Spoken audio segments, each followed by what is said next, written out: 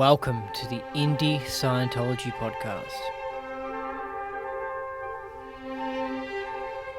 I'm your host Andy Nolch, and it's lovely to be here listening to Strauss.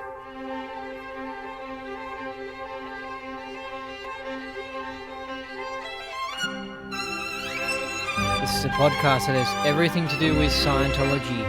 Yes, that interesting religion you might be involved with.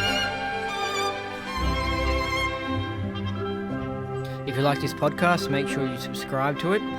It's in iTunes and on Andy Nolch's YouTube channel and on other podcast platforms. If you have no idea what Scientology is, listen to the first few episodes of this podcast because I explain what it is, because it's quite a complex subject. It's so complex, in fact, that some people misunderstand it and think it's a bad thing. How did you like that last show with Sylvia Quesada, all about the Matrix? Ooh, that was pretty exciting. That was cool. I didn't see that one coming. I think you'll like tonight's show.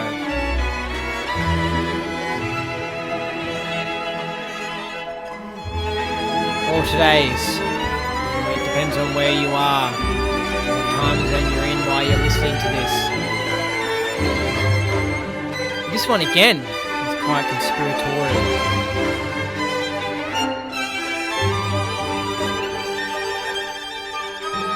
Oh! Right, it's now time to go down the rabbit hole into that world of Scientology. Up is down, down is up, left is right, right is left. What you thought wasn't possible is possible. Welcome to the Indie Scientology podcast. I'm your host Andy Nolch, and today's show is with Scott Gordon. He's a former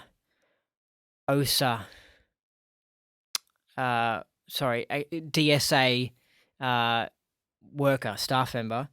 So DSA is the head of the Office of Special Affairs at an org, and he now is an independent auditor, and he's also the guy who leaked the OSA network documents, and he'll talk a bit about that, and it's a good interview. Now, just something on my mind is it's about how epically corrupt the world is. It's because you can walk down the street and you can look at things at a superficial way.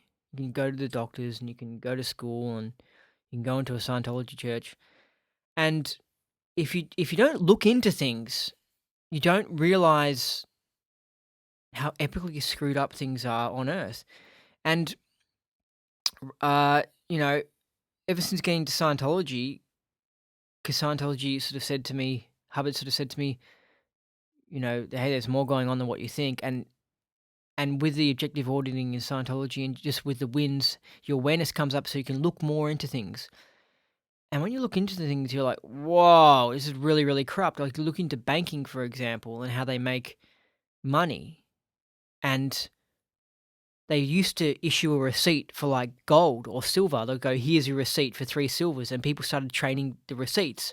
And so then, of course, the shifty bankers started just issuing receipts with no one giving them deposits of gold.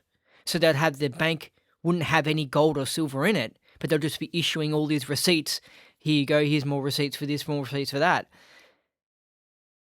And they just and it's just shifty basically, and they made heaps of money from it. They're like controlling the world, doing this shifty way of banking, where they're just printing receipts that are worth nothing, and they change society. And then they go into like economic schools, and they change the way banking's taught at school, so that people aren't aware of their special little system that they've created that only them are benefiting from. Now, the reason why I'm saying the whole world's corrupt is because it's not just banking that's dodgy and shifty that's been doing this. It's like all these other facets and areas of life that have just become corrupted and are just operating completely retardedly and completely wrong. It's just crazy. Like, you go to buy food at a corporation food store and it's just got crap in it, and it's just like, it's unhealthy for you, and someone's just doing it to make money, and it's just like, the world has gotten so corrupt. It's just epic, and it's amazing when you start opening your eyes up and you look into psychiatric drugs and you look into other drugs that doctors are giving out, and then you look into the school system, how they're not even teaching maths, and you look into like this and that, and you just see like everything has gotten corrupted, and you look into Scientology, and it's gotten corrupted with the church and stuff, and it's just like, whoa, it's almost incredible for something not to be corrupted, and it's just like living in some crazy science fiction world where everything has gone insane and everything's just crazy. You're looking at vaccines and just like, oh my god, it's just amazing. Like some of the worst drugs that are being sold by big pharma and being dished out by doctors with putting out the idea that these drugs can help someone. And it's just so ridiculous. They're the worst drugs. They're the ones that have the most harm and they're the most addictive. Outrageous. It's just amazing how they can get away with it. And there's two reasons how they can get away with it. There isn't enough good people out there, compared to how many corrupt people there are. But also, there's plenty of people who aren't doing anything about the problem.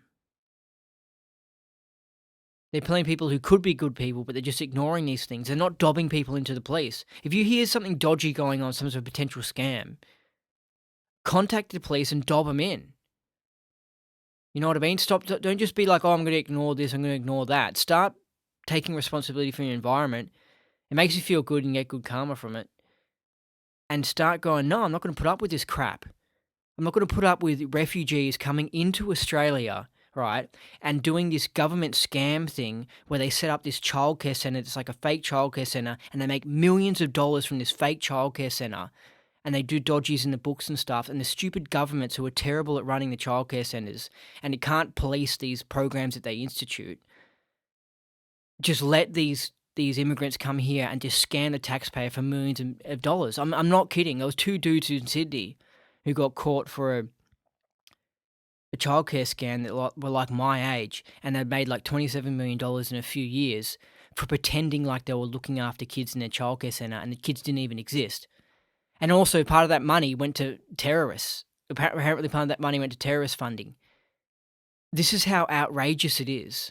There are people out there who just don't have ethics and don't care about what's right or wrong because they can't look and think into the future and think, hey, if I do something dodgy in my line of work, whatever it might be, banking, clothes making, podcasts, if I do something dodgy or something that's not good for the person who's receiving what I'm doing, that can start a domino effect that screws up the whole world and makes your environment crap. You know, the only reason we've got good stuff today is because people like L. Ron Hubbard wanted to make a good thing and put it out there. And then the microphone I'm talking into right now was made by Rode, by people. They're from Melbourne, right? Who want to make a good microphone. They made a good microphone. They put it out there. They didn't do these dodgy things. They didn't try and put crappy plastics inside it that barely lasts to try and save money, to try and benefit. They didn't try and do some childcare scam. You know? To start, whatever you do, just start doing good.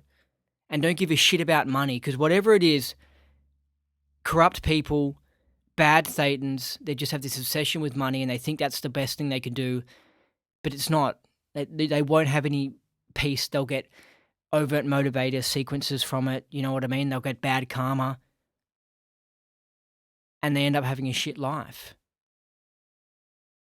Look at the homeless on the street. Those people have done a lot of overts. That's how they got into that condition. They received some bad luck, but also they've done a lot of overts. That's where it leads. You know?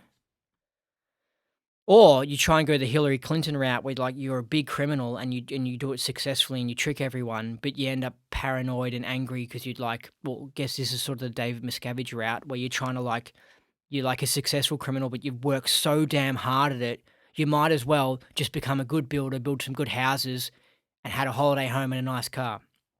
And not being as super good, but you didn't have to put up with all that stress. Do you know what I mean? Anyway, just thought I'd mention that.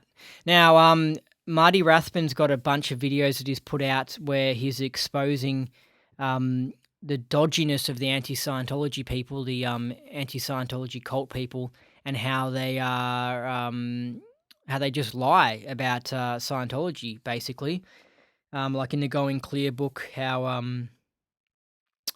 it just it's just an attack piece on Scientology. And yeah, of course, it definitely makes some great claims about the corruption of the church and David Miscavige and stuff, but it also just, like, exaggerates things and makes up crap, and Marty goes into it in these videos. They're on his YouTube channel, check them out.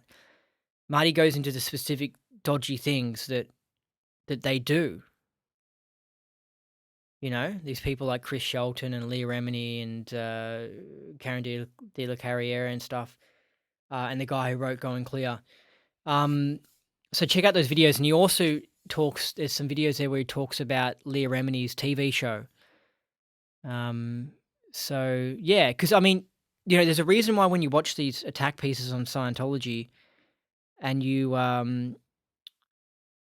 they're completely one-sided. Like, they don't show any positivity in Scientology in that because they're just dodgy. They're made by dodgy people. And the thing that's annoying, especially about the Going Clear book, is that the guy who wrote it, he's probably not a conspiracy theorist. He'll probably go, Andy, you're exaggerating about the CIA. They haven't done dodgy things, blah, blah, blah, blah. But then he does his little story on the Church of Scientology, and he believes these wacky conspiracies and these out there things that the church have been doing, like by planting things here. And oh, yeah, they can believe that. But, oh, no, don't believe anything about the CIA. You know what I mean? And oh, no, he's not a conspiracy theorist for the stuff he's saying about the church, but, you know, Alex Jones is. When, like, his Going Clear book is just like saying out their stuff. Anyway, so check out Marty Rathman's vids. They're worth watching. And I don't totally agree with all the stuff he's saying, and I think he could be lying at certain points, but he definitely makes some great points, you know. And also in Scientology news, Perth is going to be getting a new ideal org. It's probably going to be finished in like a year or 2 years' time. So I thought I might as well mention that. Okay, now here's a success story, an independent Scientology success story, and it's called New OT7 Solo Knots Retread. And this is a bit of a long one, but we'll read it. I first did the Solo Knots part A to C in the church from May 1989 to July 1989, with good results being a Class 8 auditor. I then went home to LA and solo audited very well. Later, whenever I flew to Flag from LA, it was hard for me to be 100% sessionable just for the fact of the jet lag, along with the demands of following a standard course schedule. Hold on, sorry, just something that popped into my head about the whole people who are anti-Scientology, the anti-Scientology cult people. A lot of them are former members of the church and did dodgy shit while they were on staff at the church. I never did that. You know what I mean? Like, I was involved with the church and I refused to do dodgy stuff. But a lot of them are, like Mike Rinder, for example, he's got a lot of blood in his hands. He's got a history of doing all this dodgy crap in the church. And then he comes out and now he criticizes the church as if they're all bad. And it's just like, dude, you're one of them. You were doing them. So, of course, he's going to be like, trying to, because he's guilty, right? Because he's got a lot of sins, he's got a lot of overts. Of course, now he's going to start labeling things as being bad because it makes him feel, to everyone, appear like the good guy. You know, that's why Bill Crosby, the dude who was doing all this dodgy sex stuff, he's been doing it for a long time. And in the 80s, he would tell other people, you know, oh, you should behave and you shouldn't use swear words. And he would criticize, like, I think he criticized, like, Eddie Murphy of using swear words and all this sort of stuff. And it's like, you know, he's going around, like, kind of raping chicks and stuff, yet he's going around telling people that they shouldn't swear and that sort of stuff, and it's a bad representation for black people to swear on TV. And it's like, dude, Bill Crosby, you're clearly trying to make yourself out to be this morally superior person, so that if you ever get busted for your raping, people are like, oh, it can't be Bill Crosby. You know what I mean? He's that good guy that tells everyone off. So this is the same sort of mechanism that Mike Rinder's using. Like, serious, this is the same mechanism. It's like, you've done dodgies, and so now you're suddenly telling people off who have done some things dodgy, and people think that you're the good guy and the morally one. They don't question you for what you've done and don't investigate what you've done. Remember that. Usually the person who's accusing other people of things, they're the ones who have been doing those things. It's interesting. All right, so it was really hard, and even though after a day or two of recovering, never really felt fully rested. Then there was the angst hanging over you of the constant hard sell by the Regis, especially if you start to become short of hours. Gosh, I hate that. I think people can remember that when they're involved with the church. I saw several people not being able to go home when they could until they paid up for more hours. One person even left and they kidnapped him at the airport and brought him back forcibly. Wow, that's pretty epic. I didn't have anything that bad. They once like asked me for my like credit card and stuff, and I showed them because I didn't have any money on me. And I was like, okay, I'm just gonna see how crazy they are, and how willing, desperate they are for my money. I'll show them how much money I got in my bank and sort of stuff. So I let them. It was just like, whoa, they're getting really forceful. Then there was the Regis for the IS trying to get more money out of you. All these distractions created an out-rude situation and created a constant PTP while you were trying to complete the level. Exactly. The church like constantly makes you like PTP or PTS when you're involved in services, so it's almost impossible to get like proper case gain while you're actually in the church. It's outrageous. All this is avoided when doing the course and soloing at home and sending in your results via email to my superb CS Randy Smith. Randy has the utmost ARC for you and really knows his stuff technically. In addition, little did I know that I was solo auditing knots without all of the original materials put on the course by LIH. So when I originally tested, I had it tested to David Miscavige solo knots and not LIH solo knots, which had much more LIH materials and actions. I'm not sure if the DM Church intentionally left out a lot of the original materials intentionally, or they really did discover more materials that were left off the level by someone else not named. But I can't imagine anyone can be that stupid of not researching all the original LRH Knots materials available before you would release it to the public. Instead, the DM Church would hang out a red herring on a fishing pole to you afterward and make you come down to Flag to read a confidential bulletin which they recently discovered that showed that all the LRH Knots materials were not on or available to me when I originally did the course and solo auditing.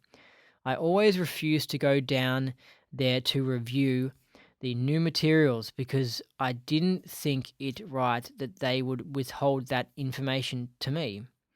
I knew they were just trying to get me in as a body in the shop stat to get more money out of me and make me pay for their mistake. Instead of letting me do the new materials for free, since it was their mistake for not having all the LRH materials available for me, or even giving me a discount, they demanded that I foot the bill for doing the whole level again instead. Just that alone created an out-rude situation, especially in the form of an ARC break with the church. To make a long story short, I finally feel that I've totally handled my solo knots case and can confidently attest to the completion of new OT7. I strongly advise all persons who have done solo knots to at least get it checked out again by doing it in the indie field, because a lot of us, if not close to 100%, didn't receive the entire level as established by LRH before DM got in there, and Randy is a very good terminal for you to clear it up with completely and receive all the materials LRH intended to have on the level. Thanks, Randy, for all your help, and thanks to LRH for putting it there. Wow, interesting success story. It's nice to get that background information. I feel sorry for these people who were involved heavily with the church in the 80s and the 90s and 2000s, because it's just like, man, did they get sort of screwed over. And also, in the history of the church, it was most expensive. Scientology was most expensive, I think, in the late 80s or early 90s. I'll probably say early 90s. It was the most expensive that it's ever been, because actually recently they've actually lowered prices a little bit. But like it was damn expensive. Like if you compare it to how much it cost to like buy a car or something like back in 1994 or something, it was like, whoa, it was like totally for the elite. Anyway, it's now time for a good old Scientology joke. Let's see how this one goes. There was a Scientologist who was late for work during the power failure because he got stuck on the escalator.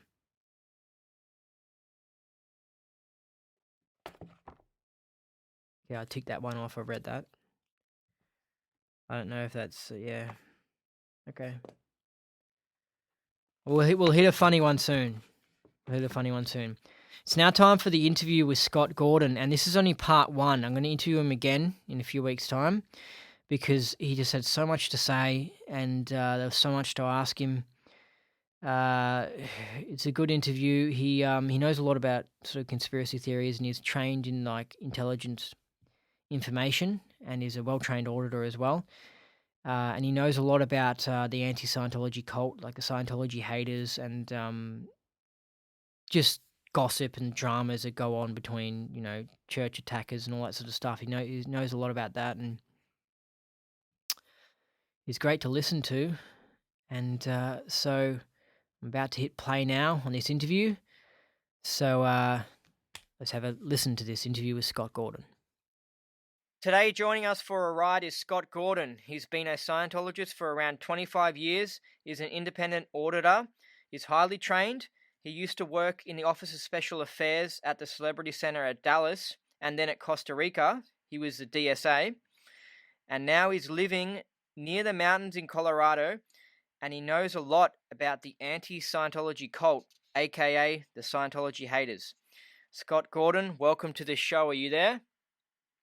Yes, thank you for having me. Great, it's good to speak with you. You're quite an interesting person.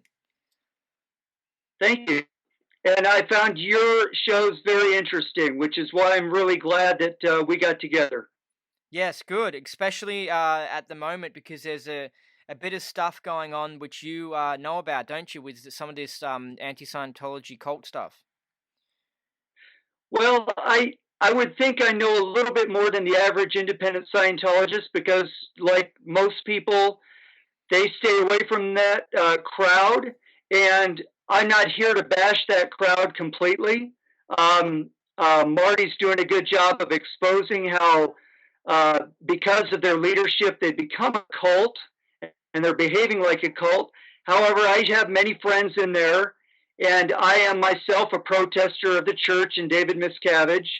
And my vision is that the anti-Scientology cult is no longer a cult and has good leadership. And right now I am working on exposing, not doing, like Marty is. Marty knows way more than I do, but I figured some things out. I'm an intelligence officer trained by the church, and I like to use what I know for good. And that means if I see those patterns out there in the field where intelligence is operating, I'm here to blow the whistle on any crime, whether it's from the church, whether it's from people outside of the church, or even there's all kinds of disputes in the field. I'm not into the little disputes or the somebody got ripped off in a session or had a bad session. It's not that. I'm into the greatest good in the sense of people getting what they're expecting and hoping to get. In other words, the anti-Scientology crowd has some good reasons to go after David Miscavige. They need help and they need correct leadership. And right now, for example, there's hardly any lawsuits or not any lawsuits. And if somebody has been wronged, they need to be suing, or they need to, it's kind of like put up or shut up. Marty's exposing people who are making a lot of noise but may not have, quite the grievances that they're made out to be. Yeah, it seems like you're trying to put ethics in on the whole anti-Scientology crowd. In a sense, and that kind of started a few years ago when I noticed I sort of was getting into that, and I have to admit I had a pretty big beef with Miscavige and even a bit of an ARC break with L. Ron Hubbard and the whole Scientology thing. I lost my family in Costa Rica. It was a big deal to me. I had to start my life over literally from scratch, from zero. I did have family that were not in the church, and so I didn't have immediate family disconnections, but I lost my wife and 2 stepsons. So I had a lot of, I had a lot of co-auditing, thankfully, but that doesn't take care of all the injustice. You know, it helps a lot, but injustice is injustice, and it needs to be corrected. And so I was working on that, and I was made a lot of friends in the anti-Scientology crowd, or ex-Scientology crowd is probably a better word in general.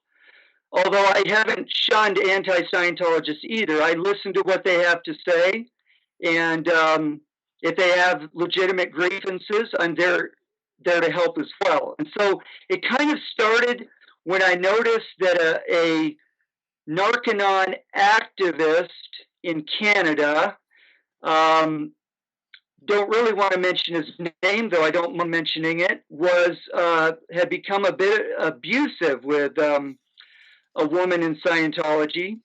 And I noticed that there was way too much tolerance of this because we had evidence. We had a 911 phone call and it was recorded. And I realized that these people, just because they thought that the website hosting this 911 call was the church, they made up this kind of rule like critics don't attack critics. And so we were not able to put ethics in on this guy. And so I made a lot of noise on Facebook groups, in many different groups, and more people began to catch on, and it became a little bit of a war. But when you have this kind of thing, you have to fight the war because it's not okay for somebody to be abused and kicked around and stalked and all kinds of things. This guy tried to put this gal in jail with a fake 911 call and didn't realize that it was being taped and that we could get it. And somebody did get it. So that was one thing that woke me up, opened my eyes to the fact that the anti-Scientology crowd or the ex-Scientology crowd wasn't quite as ethical as they needed to be effective. And I told them that. If you want to be effective, you cannot have criminals in your midst, and you can't tolerate this stuff because you're fighting a criminal. And the church loves nothing more than to have criminals infiltrating the group because they can just pick them off in court or on the internet because they have the resources to do it. Yep. So how successful do you think the anti-Scientology cult people are in actually getting any reforms in the church done? Like, do you feel like they're achieving success, the reformers? I know of a few who are on the right track, and let me put it this way: they're going after the real crimes. The Lisa McPherson crime, that's unsolved. And by the way, people who say Marty's gone back to the church, why is David Miscavige's his accusation of David Miscavige as having murdered Lisa McPherson? And when you follow what he says, that is what happened, is still up and running. There's no way that would be tolerated if Marty had gone back to the church. That alone kills any idea that he's gone back to the church. Now, there's a lot of people upset with him. I'll grant that. So to answer your question, the people who are getting something done are the people who are going after two major crimes. One of them, Lisa McPherson, and the other is Kyle Brennan. And his mother, Victoria Britton, has been on many talk shows and has been around the ex-Scientology and anti-Scientology movement with her story. It's an unsolved crime in Clearwater where her son was found dead.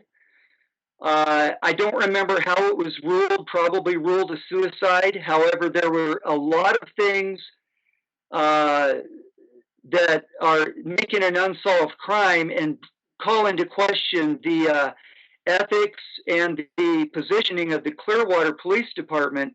It's not a solved crime.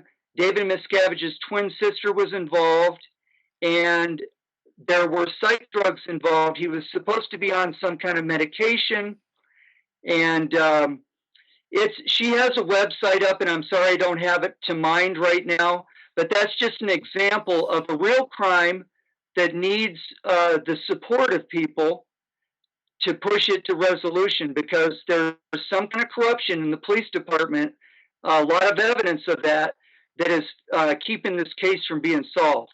And that would apply to Lisa McPherson as well. Is this when did this person pass away? This happened a few years ago, maybe up to 10 years ago. It wasn't that long ago.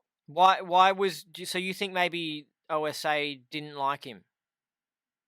No, when you get to crimes like this, where there's either a murder or somebody's forced into a suicide, um, yes, OSA can harass somebody to the point of contemplating suicide, but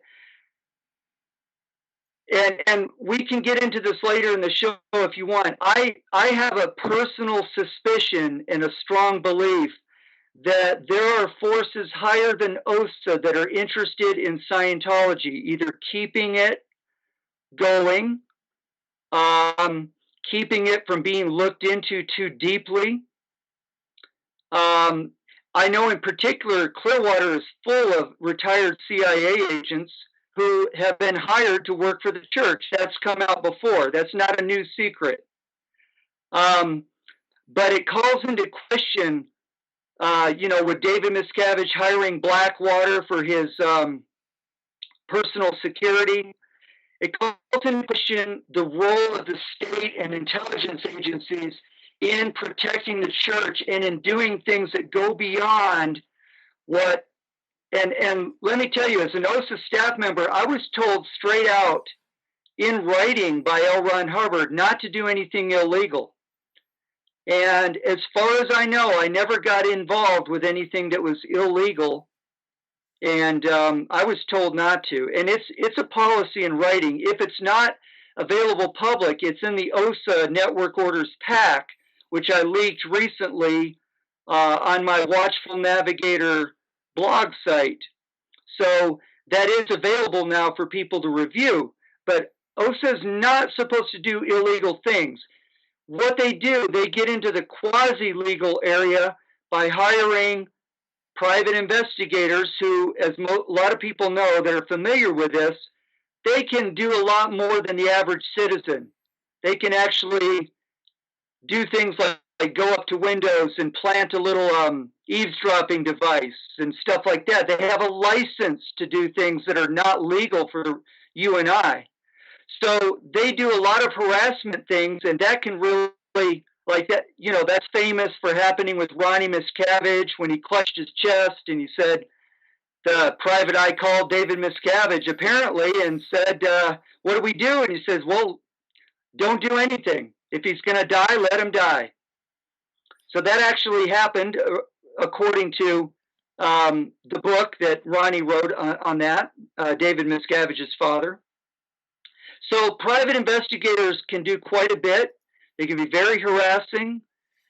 But there are some things that have happened with some friends that I know that are beyond the usual Scientology fair game. And these things have gone on since the 70s with the Guardian's office.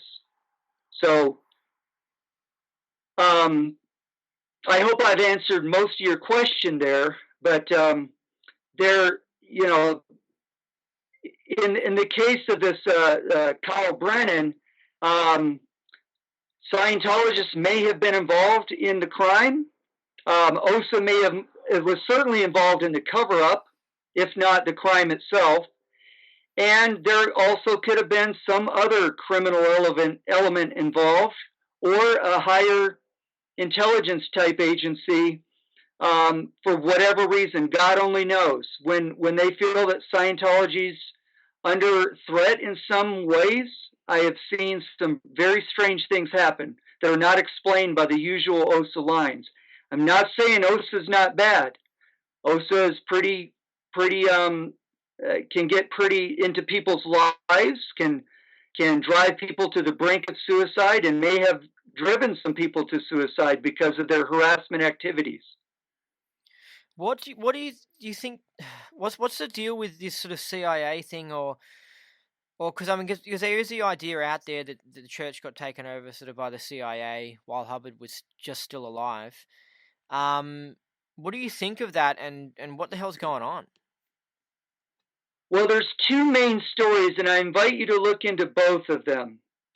One story is forwarded by a gentleman with a website called the Chalet Reports, and he's written a couple of books. This line of thinking, basically, and I think he was involved earlier in the IRSology site, which is basically a very good legal site about how the IRS took over Scientology in 1993. And it builds a good case for that. This gentleman is writing books. I believe his name is Randy McDonald and writes under pen names. Has the thesis that the CIA infiltrated Scientology in order to get the OT levels.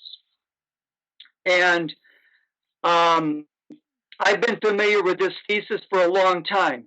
A lot of people have come out and speculated about that. Captain Bill Robertson, with his new organization that he formed in the free zone after 1982 in the field, had similar theories that the government had taken over or was taking over in this David Miscavige takeover of 1982, and that the CIA was involved. In other words, there were government agents in place and in support, and their main target was to shut down OT levels and OT.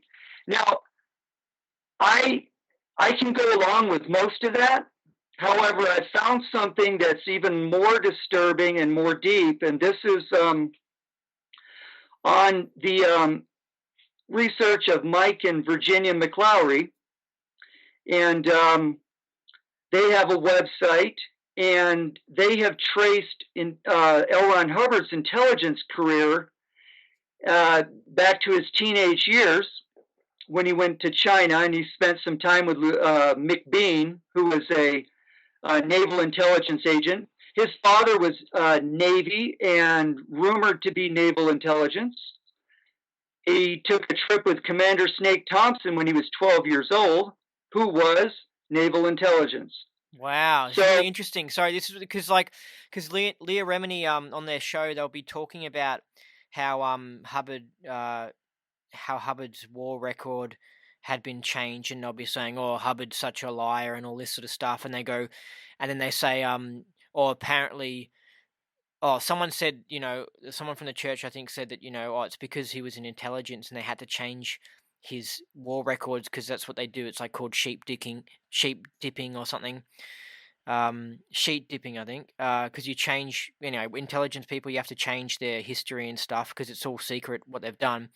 And of course, Leah Remini and Mike Rinder, whatever, laugh it off and are like, oh, that's just silly. That's just covering up the fact that Hubbard lied about his past. And it's just like, no, there's more going on. Hubbard was like an intelligence operative in the Navy, and that's why his history is hard to research, you know?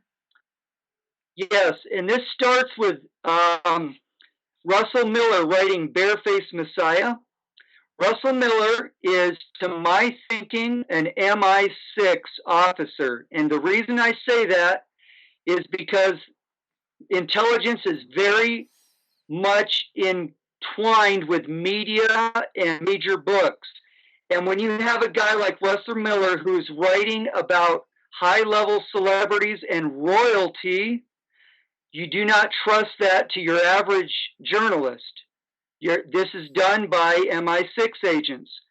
And I believe that he was used to portray, to run the cover that Hubbard was living of being a crazy cult leader who had lied about his war record.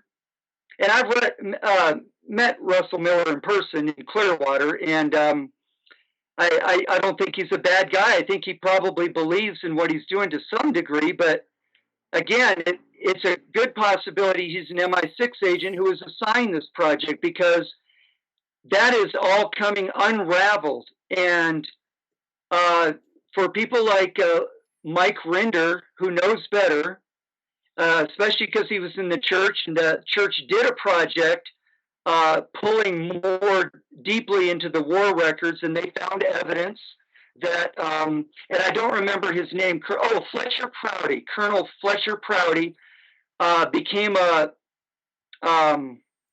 was hired by the church, and he was naval intelligence, and he pointed out a lot of the markers in Hubbard's records that demonstrated that these were falsified records in order to cover what he was actually doing in the war. Yeah. And there are 2 chapters in Mike McLaury's research, L. Ron Hubbard's lifelong intelligence career, and you get that when you go to his site and you scroll down in the menu. It's very easy to find. One is his recruitment in his early years before Scientology, and the other is evidence that he was a lifelong intelligence agent. So imagine that. It shocked me just as much as it's going to shock all Scientologists who walk into this and go, oh, wow. There's good and bad in this. Number one, the good is that Hubbard only lied about his war record because he had to. That was the patriotic thing to do. He had no choice but not to reveal what he had done in the war because it's still classified. And so he does reveal, oddly enough, Mike McLaury's found some examples in his lectures where he just lets it out, because he's talking to a small group of auditors, and even though they're taping it, it's not broad public information. But he talks about some of his adventures during the war, and people, the anti-crowd listens to that and go, oh, look at him lying again, Oh, what does he say, just out of curiosity, like some of the adventures during the war? Just to give an example.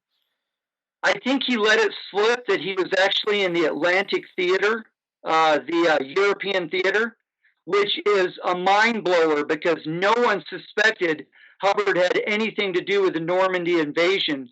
And it wasn't until Virginia McLaury found a book written by a British intelligence officer that described a tall, red-headed intelligence officer from America who was sent in behind the enemy lines in Normandy to get intelligence. It's a fascinating story, and she has a lot of the documents on her.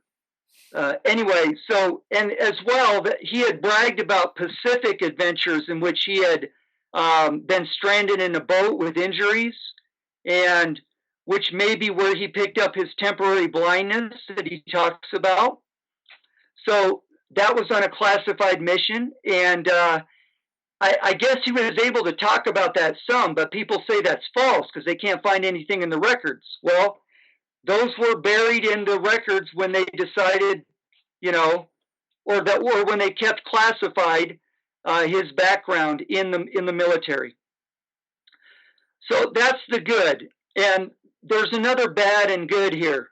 The bad is that L. Ron Hubbard lied to us as Scientologists, apparently, and spoke a lot about the government, about the CIA, about the bad guys, and even made it like illegal for you to be a pre-clear and be in the CIA. So we always thought, oh, he's, against the CIA. Well, once a naval intelligence officer, always a naval intelligence officer, and Bill Cooper, a famous author, well, he's not famous in the general world, but in the Freedom, Truth, and Justice movement, William Cooper wrote a book called Behold a Pale Horse. He was a naval intelligence officer, and he says it was a requirement to be a Freemason or to be in some sort of Freemason group. And the reason was that they used that Freemason oath. It makes the fair game and the suppressive person declare look like child's play. It's serious business. You swear not to spill the secrets of your brothers, or you're going to get torn limb from limb. It's not a cute or funny game.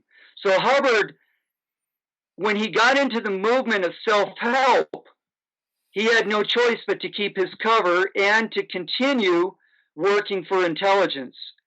My theory, my personal theory, is that Hubbard was a rogue agent. And a rogue agent means somebody who's not quite following their masters the way their masters want them to. And there are indicators that he may have been punished for going rogue. And I think that Hubbard really did, at the beginning, I don't think he thought Dianetics was that big of a deal. He wrote a book, he thought he'd make some money, and it went way beyond his imagination.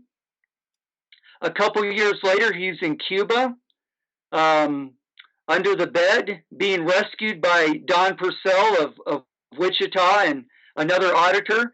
And he gets some audit and he comes back and he has this resurgence and he really starts to take off with Dianetics and Scientology for real. And I think he got interested in the mind. He wanted to solve his own mind. I think he started enjoying helping people because he saw that auditing was working. And I think he really began to build some of the answers to the mind. It was when he got into the OT levels in 65 that it started to become a threat to the very establishment he was working for. So I believe that he had to sort of walk a thin line between keeping his masters happy and issuing technology that would help people go free as much as possible.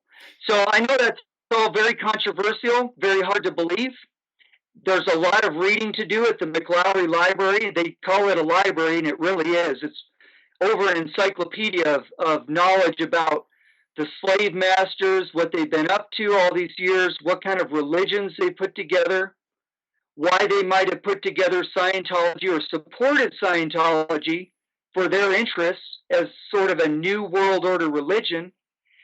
And my thesis is that Hubbard and especially his followers, the people who are working with him, he had some of the top psychologists, some of the top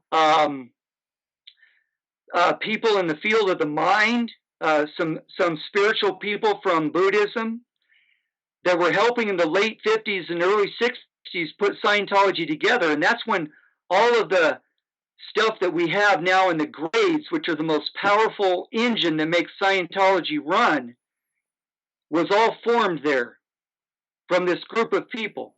And Hubbard made sure it got issued. Okay? So I have some disagreements and some upsets with Hubbard for some of the things he did. And I have some awe and respect as well for what I think he did despite what his masters were trying to prevent. So, and when you look at the last years of his life, the way he had to live his life in hiding and seclusion, the way they lost their son Quentin Hubbard, which could have been a revenge killing. That's just a theory. I have no evidence of that. Then you see what a serious game he was playing. Okay? He was allowed to attack psychiatry because the powers that be always work on the principle of divide and conquer, and they always do a controlled opposition. So they want, on the one hand, a way to control men and the minds of men, if you will, through psychiatry, and they've done a brilliant job doing that. People are terrorized of being taken away and put away for life in psychiatry and being shocked and tortured. That's always been their ace in the hole, to keep people in line. The other side of that was allowed to attack psychiatry and allowed to be the good guys. But again, it was used by intelligence, for example, to deprogram some of their people who had been prisoners of war in Korea. So they needed Hubbard's research to un-PDH, pain drug hypnosis, their officers and soldiers who had been prisoners of war. So Hubbard was fulfilling a project of national interest at the same time he was developing technology for the mind. So it's very difficult to sort out because intelligence is full of secrets and they're not going to tell you what they're up to or what they've been doing. You have to do what Virginia's doing, and she's dedicated researcher 24/7 working on pulling out of various sources, books, hidden internet archives, data that supports or that tends to shed light on the activities of the slave masters, the intelligence agencies, and the religions that were created and manipulated. So that's a long answer to your question, but it is a very deep and important question. And I think it's going to be critical for Scientologists to wrap their wits around it in order to go into the future.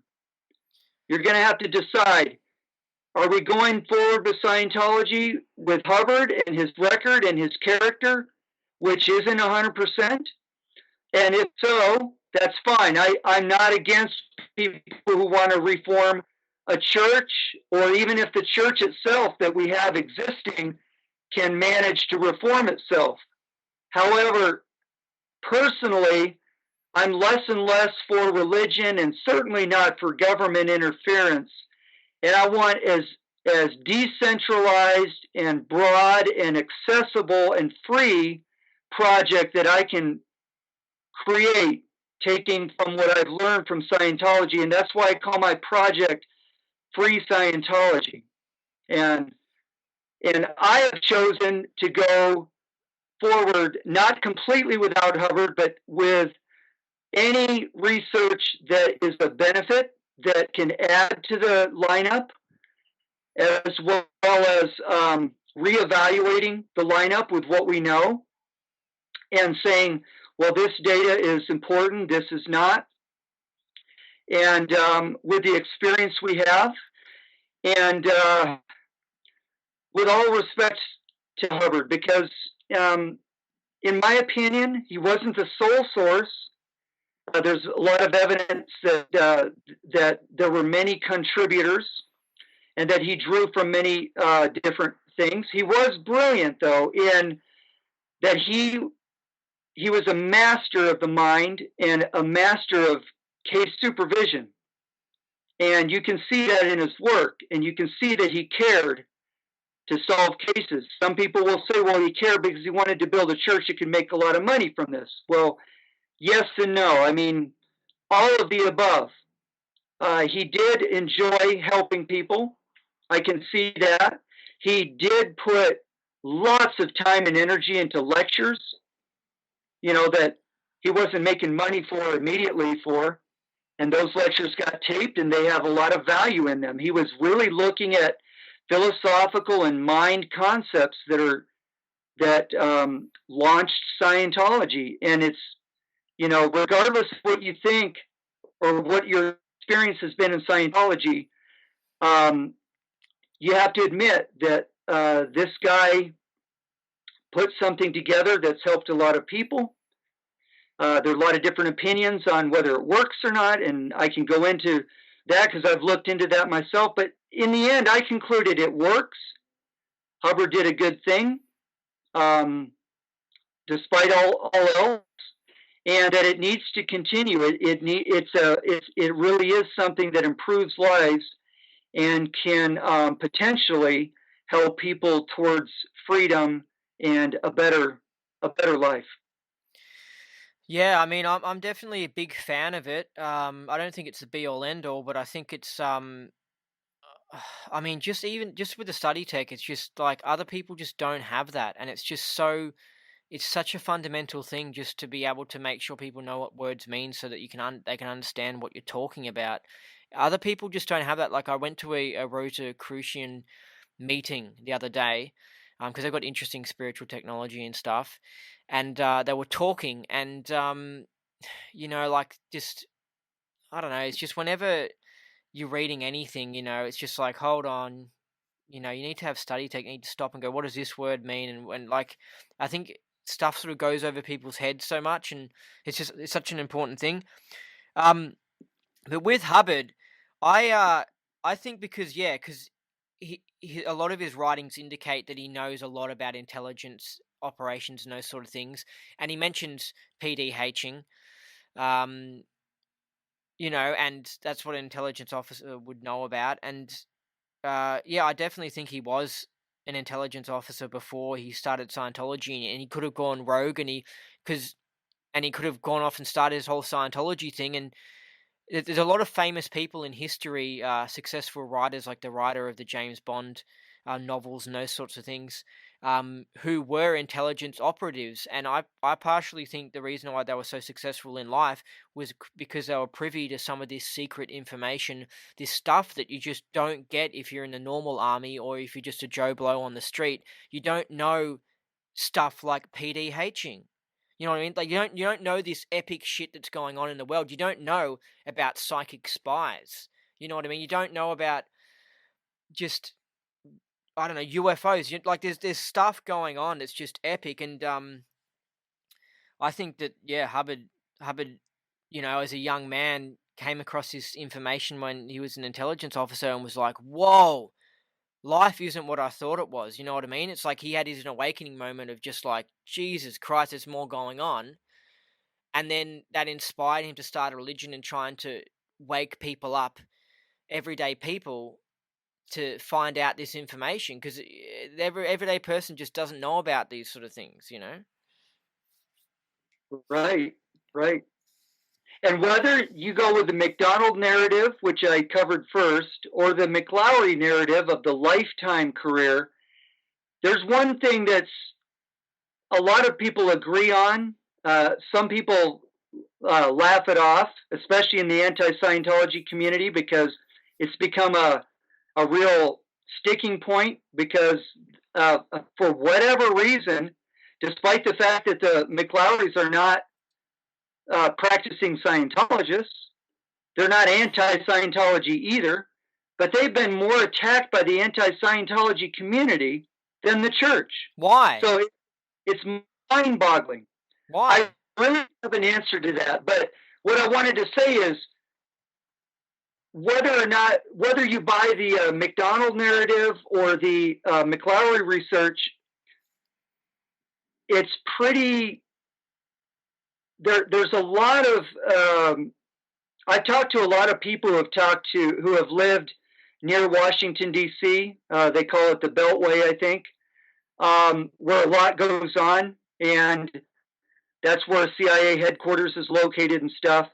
And I know a prominent or ex-Scientologist who has shared a lot of things with me, and he's told me a lot of stories about, because he was visible, he was on TV talking against Scientology, people would come to him with their stories, a lot of which indicated that the government and intelligence agencies were very interested in Scientology and had been involved in Scientology. So the Guardian's office was an intelligence organization, and they infiltrated the U.S. government files stuff, and that tends to back people off from concluding that the government had interest in Scientology, because it looks like Scientology against the government. But when you really get into the factions of intelligence, the CIA versus the FBI, then you begin to realize that it's not so far-fetched that the Scientology was a very strongly CIA-connected religion, and that the FBI was intruding, invading, raiding it in 1977, I believe. They did a raid in July of the church and uncovered evidence of Guardian's office crimes, and this is how Mary Sue eventually went to jail for a while. So they found a lot of intelligence operations. It's speculated that one of the reasons the raid occurred because it was too close. That the Guardian's office was finding out, the left hand was finding out what the right hand was doing, and the Guardian's office is beginning to uncover drug trafficking, which was, as we found out in 2000, on an admission on the CIA's own website, yes, they were using drug trafficking to finance some of their operations. They came out and admitted that. It's not a public secret. So that stuff, though, was a secret in the 70s, and the Guardian's office, with their Freedom magazine, was getting way too close to that. Yeah. As well, the Nixon administration was up in arms that the psychic spy program was lagging behind the Russians. And when they found out Scientology was making people who could remotely view, and they were doing it down at Stanford Research, the government got very interested. That's way back in 71, 72, if not already involved. Yeah. So that comes more in the McDonald research, but it's also mentioned in the McLaury research as well. And that shows you that the government, certain people in the government, did not want people who could read secrets from a distance. Yeah. Exactly. Like some of these psychic spies, and if Scientology and the OT levels, um, could produce these sort of people, the psychics could just find out shit about Obama if they wanted to. You know what I mean? They could just go and do this remote viewing stuff. And so if you got a whole system set up, the last thing you want to do is all these people be set free who have these special abilities, because it's just going to expose all your corruption. Because all these government things are so corrupt. Yes, exactly. Exactly. So Scientology became if it wasn't already, it became an issue of national security. Think about Yes, that. yeah.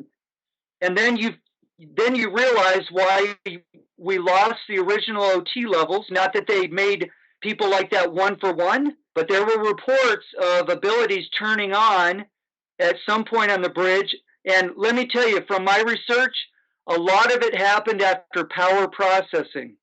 So yes, the advanced OT levels are important, I think, to this whole thing. But power processing, I've heard more reports of OT ability turning on after that than any other process in Scientology. That's always been kept a secret. And one of the things that I'm doing in Free Scientology is trying to use it more and more openly and widely, because it is a very helpful process. If you look at the commands, I'm not going to give them here, they're very much designed to optimize case gain and give you the most, I hate to say for your money, but most bang for the buck is what we say in America. Power processing is very important. And I have to credit Dexter Gelfand with doing a lot of research on his own and demonstrating that clears could run it without a problem. He had researched John McMaster, and I've run it as a clear, and I can tell you I got phenomenal wins off power. And the other thing is the idea that it can't be done again. I'm planning to do it again. I have no problem doing it. I don't see any danger whatsoever in doing power processing again. I wouldn't do it back to back, but like a lot of other processes, you can revisit it after a few years. Your case sort of realigns, and you can do the grades again. And you should, I believe.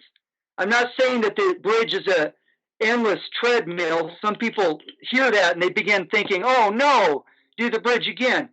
No, it's not like that. The concept in the old days, and you can hear LOH talking about this on the Class 8 course, is that when you get to the top of the bridge, the basics become important again, and you can get more out of it. And if you think about it, you can do objectives, for example, on an OT level. Instead of touch that wall, you can go and touch that wall while you're sitting in a chair, Yeah. something like that. For people who have an idea of what exteriorization is. And I've never been exterior with full perception, but I have done a little bit of traveling and a little bit of, after a really good auditing session, that ability turns on for me.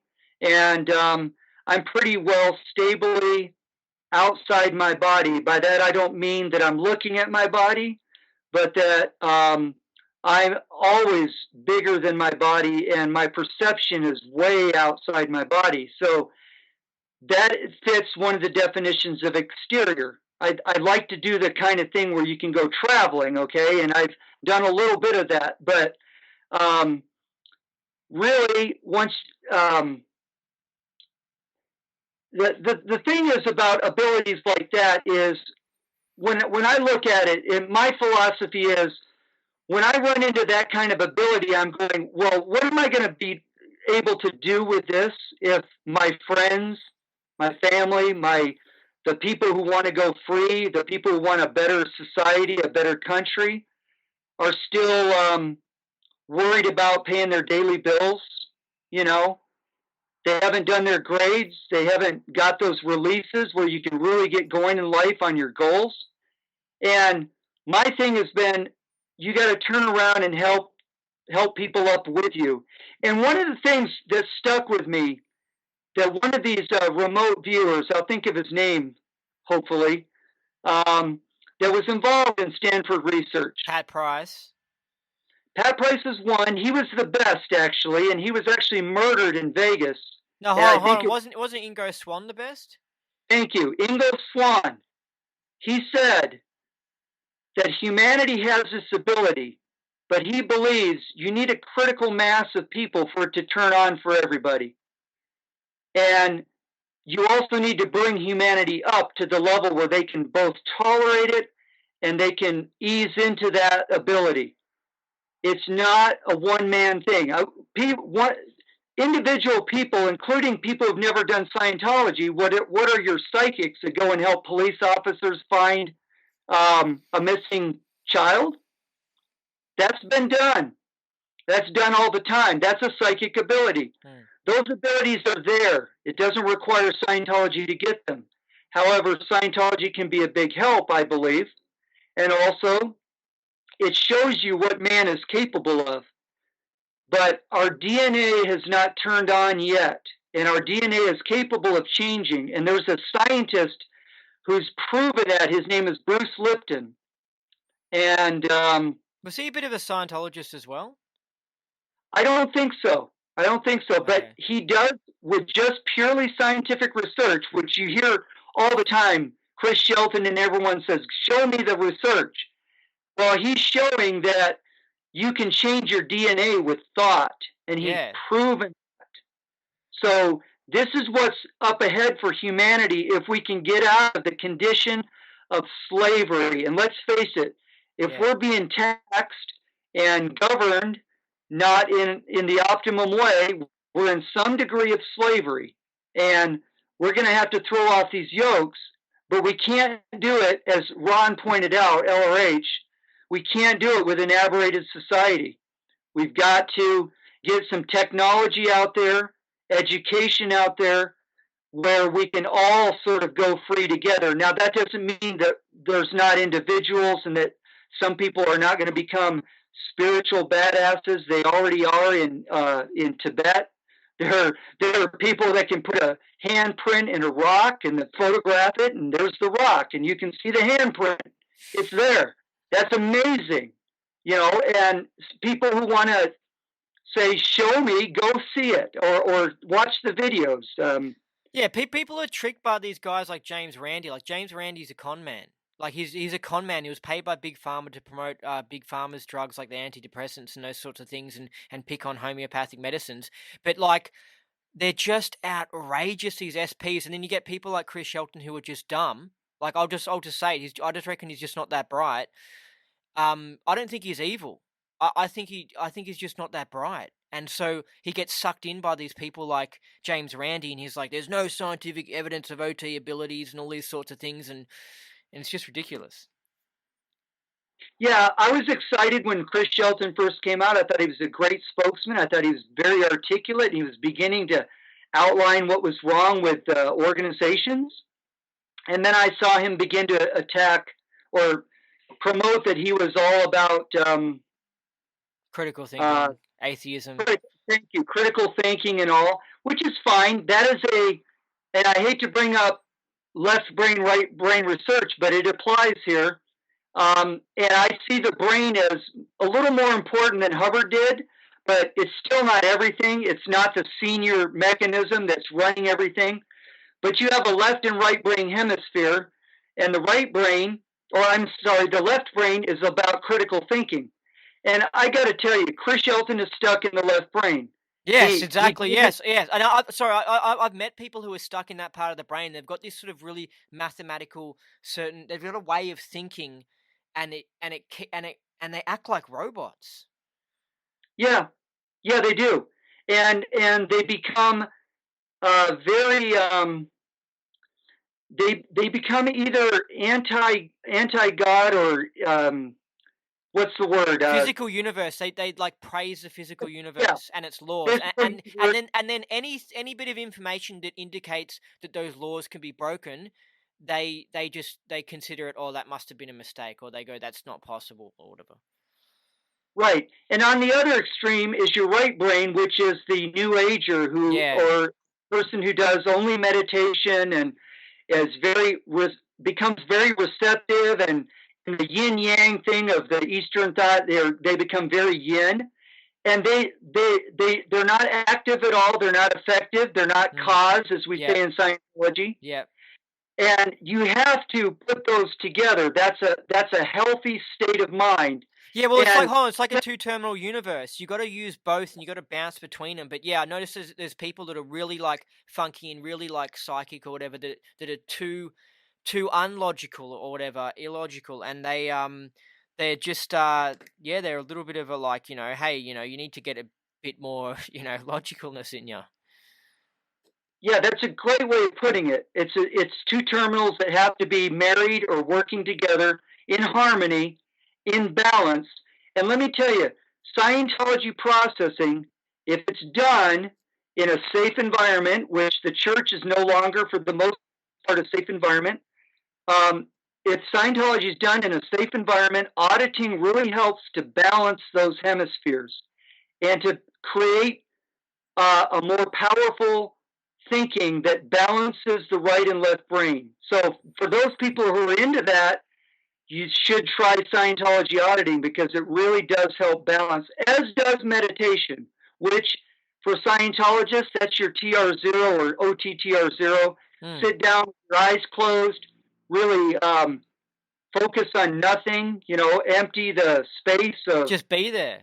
distraction, be there, Yeah. yes, and those two things, auditing and the TRs or the meditation part, are both very powerful Hmm.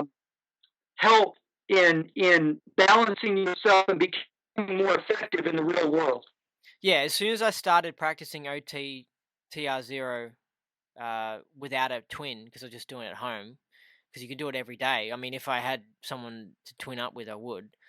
Um, yeah, the instant results were increased smartness and more calmness, because I noticed that it was really interesting. I noticed that things that I'd forgotten to do would pop into my head, and then I'd write them down. So, like, let's say I forgot to lock a door or forgot to add something to a to-do list. In that moment of when I was just trying to do OTTR0, all those things would come to me, and I'd be like, "Oh, great! This is like a brainstorm. This is a great session for me."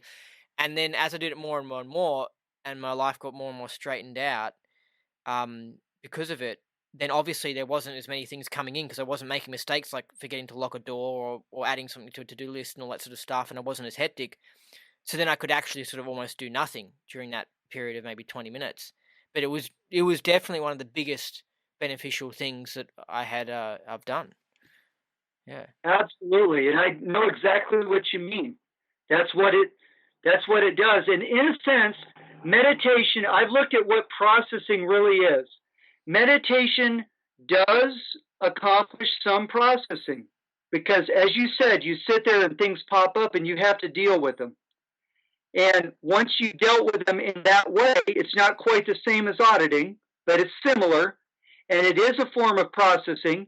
So, this is why people who've meditated a lot have really gone up their own levels or the levels that are similar to Scientology and become masters or more powerful or more successful in life, even in other practices. So, I can see now that I'm out of the church and that narrow band of thinking, or thinking out of the box, as it were.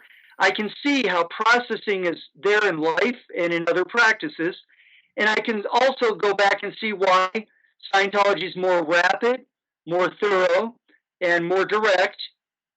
especially the auditing and the grades auditing, and is worth doing. It's very worthwhile doing. It's a faster route. Now, if you can't do that, um, you can solo audit with self analysis, or you can, as you say, you can sit there and hold the four corners or eight corners of the room with your eyes closed, or do your own type of TR0 or meditation on your own. And I've done that as well a little bit. And yes, it's good too.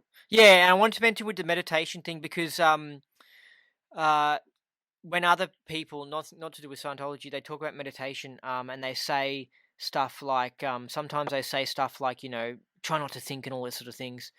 And they try and get you to do the mantra and stuff. Firstly, I'm not really a fan of the mantra. I'm a bit concerned it might be some sort of way of hypnotizing yourself. I'm not really sure if it's necessary, the mantra. Um, but also, I don't like this whole idea of avoiding the thoughts, because every time I went to do it, the PTPs would rush to me, and I'd be like, great, and I'd think about them, and I'd handle the PTPs, right? And then they'll be handled, and then 6 months later, when I'll be doing it, because I'll be doing it every day. 6 months later, there's not all these PTPs going on. I've got all these things handled, and I've just produced all this stuff. I'm doing really good.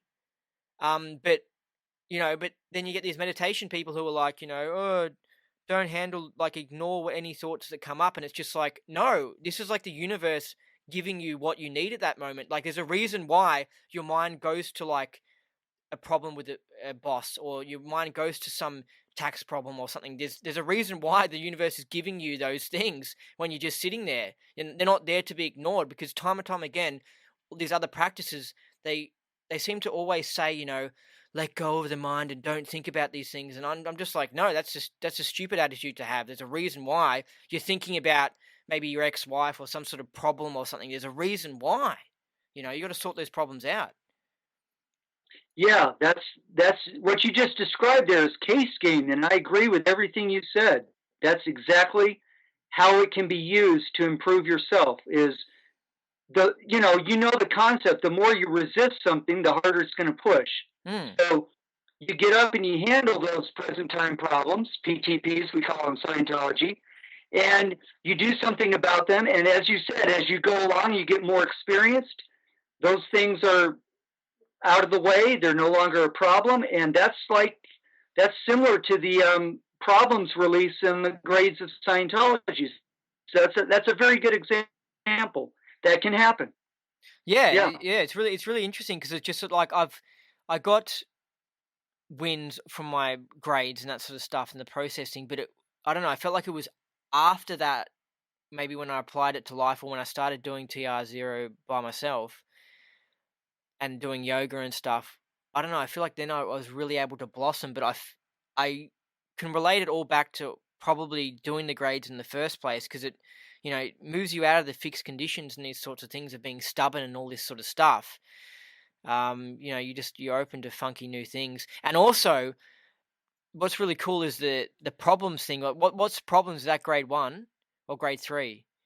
that's grade one problems. Yes. Yeah, problems. See, it's just like, obviously, after doing it, it's like you can't get rid of. I mean, traffic can be a problem. The weather can be a problem. Obviously, you're not going to walk around and suddenly be in this shining heaven where there's absolutely no problems at all.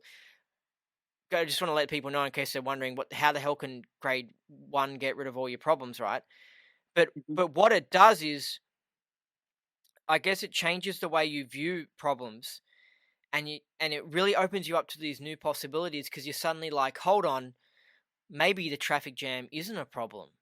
You know what I mean? And you stop, and this is what people on average wogs and that, they're walking around going, oh, problem, problem, problem, and it's just like, hey, hold on, maybe it's not a problem.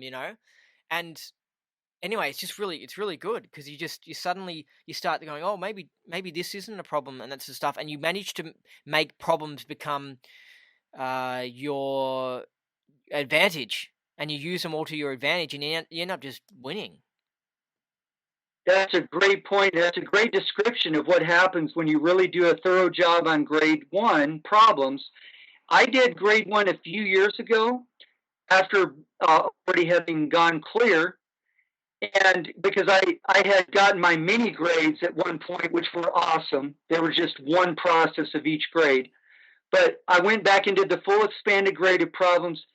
I had the most amazing wins, and I was already pretty well good on problems because as a Scientologist, you learn to become the solver of problems.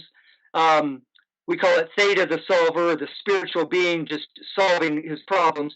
And I had a pretty good release already, but it was phenomenal. And yes, for people out there who are trying to imagine what life is like without problems, and I put that in quotes because, as you pointed out, the problems are not gone, but your viewpoint on the problems and your ability to handle and manage the problems without getting worked up or feeling the pressure that you did before is such a phenomenal relief. That right there is a major step to clear. I mean, it's just a wonderful result.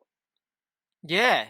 Yeah, it's just it's fantastic, and it's just like, yeah, if you I don't know, I just feel it's like they're more I don't know, I don't think there's many Scientology actions where I've just completed them and I've suddenly been like, that was the greatest thing ever. I'm a new person. But I don't know, I feel like it's almost applying them to life, or it takes time for you to realize how you've changed and stuff. And it's I was always kind of annoyed when sometimes people would go like, "Oh wow," before I did the grades, I'd be like, "Oh wow, it's so cool," and then you go to do it and you're like, "Oh, it wasn't that good." But then, years later, you're kind of like, "Yeah, no, it did really change me a lot." Hmm. Yeah, that's great. Hey, what's your idea of exteriorization versus remote viewing? Um, I tell you a little something that I learned recently, and it came up on discussion boards back around 2000. And Mike McLaury pointed out that the guys who were remote viewing in the Stanford Research Institute project were using what they called the chair. The chair is where you have the OBE, or the out of body experience. So, yes, there was a lot of discussion and argument as to whether or not you could remote view, whether you needed to be exterior fully. And the answer appears to be yes. That doesn't mean that a psychic can't sit there and get an impression of what's there, but apparently, from the guys who were doing this successfully at Stanford Research Institute, they went to the chair, they went out of body. In other words, they went completely exterior and went and looked at what they were supposed to look at. They were given coordinates, and somehow they were able to just show up at these coordinates, and they would find things that spooked the rest of the intelligence community because they're going, "Oh, you're not supposed to see that," you Yeah, know? exactly. Yeah, but hold on a second. Yeah. Hold on a second. Um, it's so epic, all of this. With because my idea was that remote viewing was more the just opening up someone's psychic ability to just know something. So it's kind of like asking a psychic about the crime scene, or asking them about some place in Africa. The person, for whatever, just their knowing as it comes to them, and they're just like, oh, it looks like this or something like that. But you're saying that nah, you're saying that the best, are you saying the best psychics, or the proper way to do remote viewing is actually going exterior? No, I'm just telling you how they got the exact intelligence that they were able to get when they were working on the experiments. What you're talking about is also valid, and it's more the way I operate. I and to people out there, it's trusting and using your intuition. And in order for you to get correct impressions, you have to be living in truth. And this is why these paths to higher ability almost always go back to truth, because if you're it's like in the concept in Scientology, honesty and case-gain. And I'm not saying that there are not psychics who are not also what we would call out ethics, or not clean individuals, or not completely honest. I'm not saying that. The ability um, comes up in a lot of different people. But for my own personal journey, and I can only speak for that, is that the more honest I am with myself and the more in alignment I am with survival on my dynamics, the stronger and more correct my intuition is, and the more I can rely on it. And that is more survival, as you can imagine, because the more right you are, as we say in Scientology, the more surviving you're doing. And by right, I mean correct. I don't mean righteous, or I mean correct. So, psychic impressions are valid. I have those all the time. Um, I listen to the Philadelphia Doctor Course lectures 3 times each minimum. Back in 1995, I think I was only 2 years into Scientology, and miracles became a daily part of my life. I became used to them. And I suppose sometimes I look at my life and I realize I've gotten too used to miracles, because a lot of the things that I make go right, living on a shoestring from Yeah. time to time, knowing where to look when I'm doing research, things like that. When it's all flowing, it Mm. helps to be in a good state of mind, which I like to go and get my rudiments in, as an auditor. Even if I have to do that solo on the meter, I can do that. That helps a great deal. And the idea is that the more truth that you're living in and the higher tone you're living in, the more access you have to this. And it's a feedback. If you're really living in that, but it poses challenges too. As you can see, what I've got involved in this whole thing of the whole war in the Scientology field. It's been kind of scary at times. There are a lot of powerful forces at work, and I've had to go. I was raised a Christian, okay, so I've had to go back and rely those parts of my uh, spirituality, the concept of prayer, the concept of intuition, the concept of impressions, of really closing your eyes for a bit and going, is this the right move or not? Because this could make or break a lot of things that are going on, and knowing when to move. And I've talked to a lot of people that are on my level that operate in the same way. And that's what we would call in Scientology OT. But when you talk about OT, people want to see you bend a spoon, or people want to see you knock a hat off across the street. And I'm not saying those abilities are not there or not available, but for me in my practical life, those things that you're talking about, psychic impressions, getting a hunch of what the best, greatest good, or the thing that's going to do the best for the most people, should I or should I not? Those kind of questions, those get resolved when you are really living in that space. And that's a very spiritually balanced space, and it's a very high state. And, for me, necessity level has pushed that up lately. When I released the OSA network orders, I got attacked all over the place. And I was afraid, because I was now a whistleblower, and those intelligence documents that came out of Scientology are the technology of naval intelligence, basically rewritten by Hubbard. Mm. He was allowed to do it as long as he kept it secret. So, Mm. it's not that these haven't been leaked before, they have. But it's another wave or another round of putting this out there, which I believe knowledge should be out there. I don't think anything ever should have been made a secret in Scientology. Let's put it that way.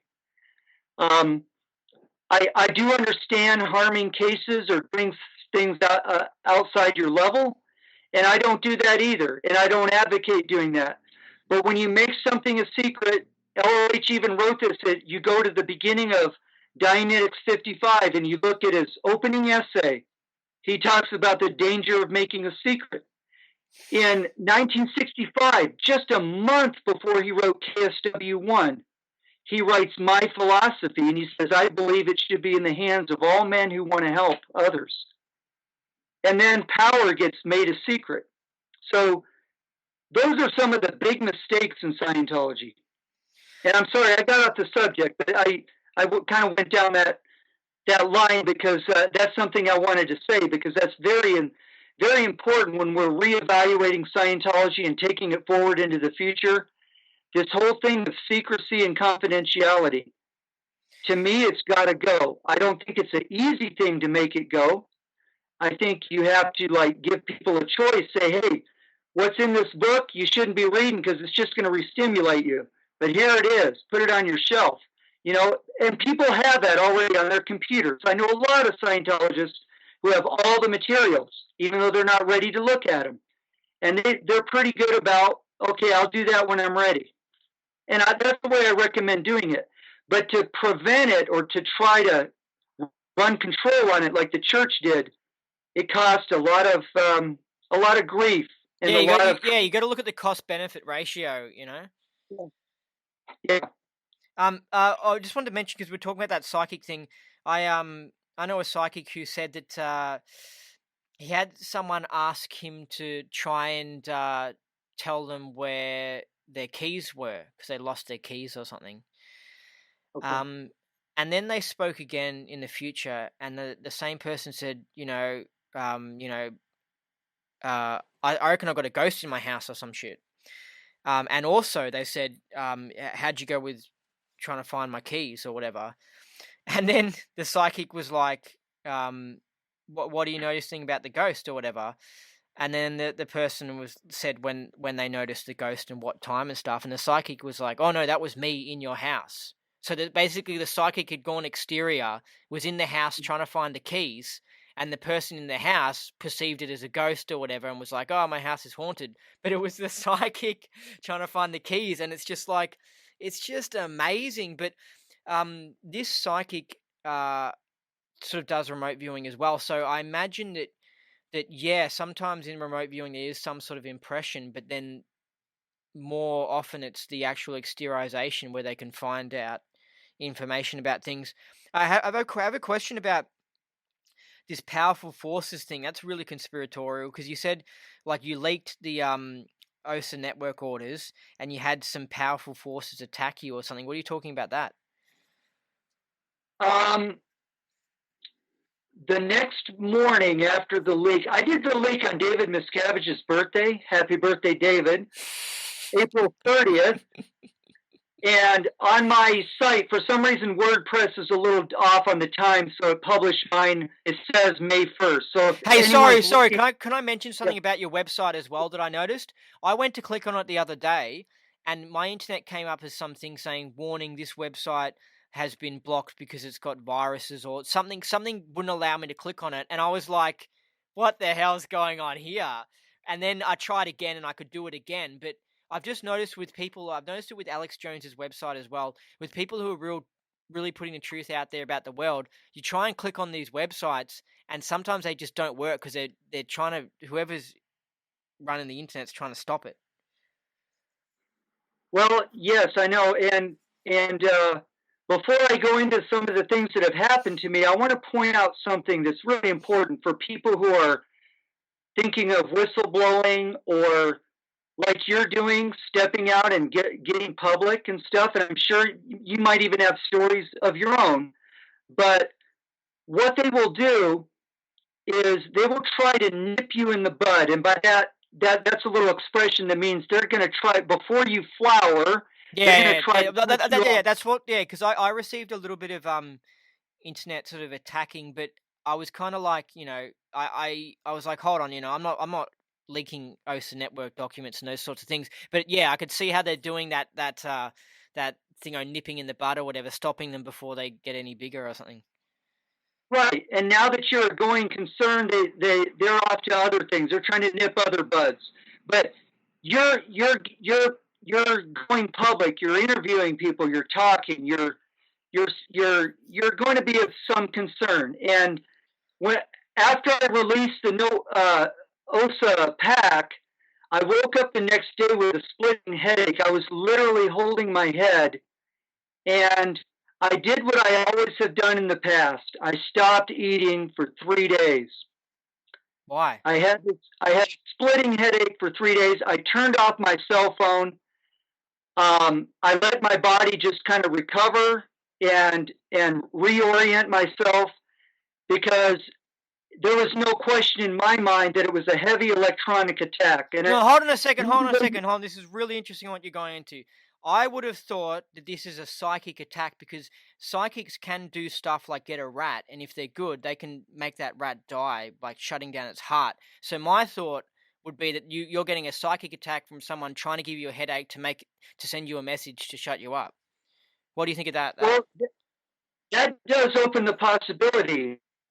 And I talked to some people, and odd enough, in an interview between Jeffrey Augustine and John Atack that they put up a week or two ago, Jeffrey Augustine, who is a Freemason and a very high level one at that. Knights Templar are not low Oh level man, Freemasons. this interview is getting so interesting. All right, hold on a second. All right, keep on But going. I'm gonna ask you about Jeffrey later. okay, he explained what is involved in black knots. Okay, and knots, of course, is the idea in or the technology in the church of advanced OT levels, and I'm not going to go into it too much.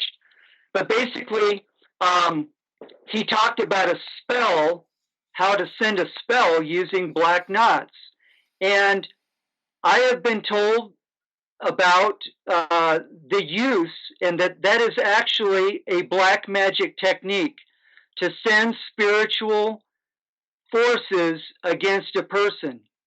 I'm not going to say that happened in my case, but I'm also not going to rule it out, nor am I going to rule out the combination of all of the above.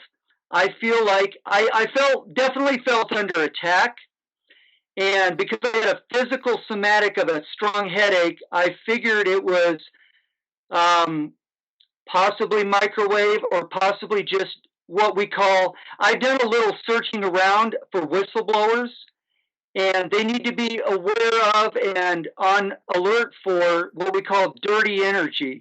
Dirty energy just means that they turn up the volume on your cell phone remotely of the amount of energy that's coming out of it, and it's very staticky, very dirty. It's not in harmony with your body, obviously, because they found that it's not safe to have sleep next to a cell phone at night, for example.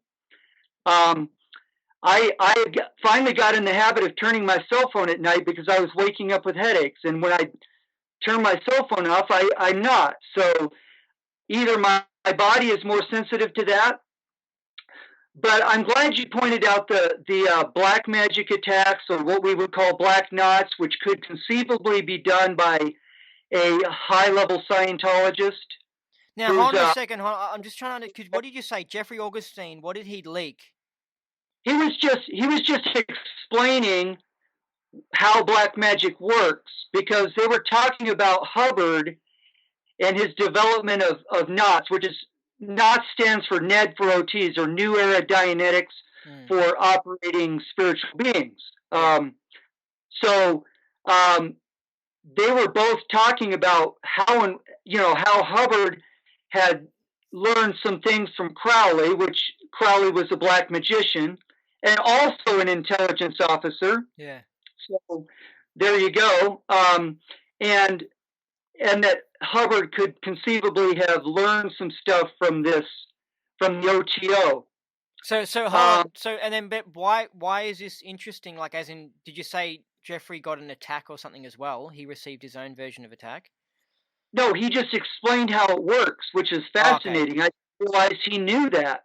Okay, And yeah, because I didn't quite know the mechanism myself, but I tell you what, for those who are listening, I'm going to be, once I get a hold of this video, I'm going to embed it in my own watchfulnavigator.wordpress site with a number of links below it, so that people who have heard us talking about these concepts, and for those who are listening to this way into the future, June 2017 would be the month to search my Watchful Navigator site. Yeah, late for June. This, Late June. and for some links. Yeah. And I'll try to find the link that where Jeffrey reveals that. Now, I got to say one thing about Jeffrey. He's a great interviewer, a very thoughtful person, and has had a lot of people on his show. Very valuable because he's brought out people's stories. The only thing I have a disagreement with him is what he does behind the scenes, but we can get into that now or later or not at all.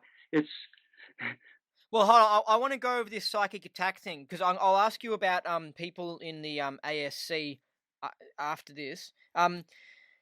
So you think that it could be some sort of electronic technology, which could be from like wireless phones or something like Wi-Fi or something like that.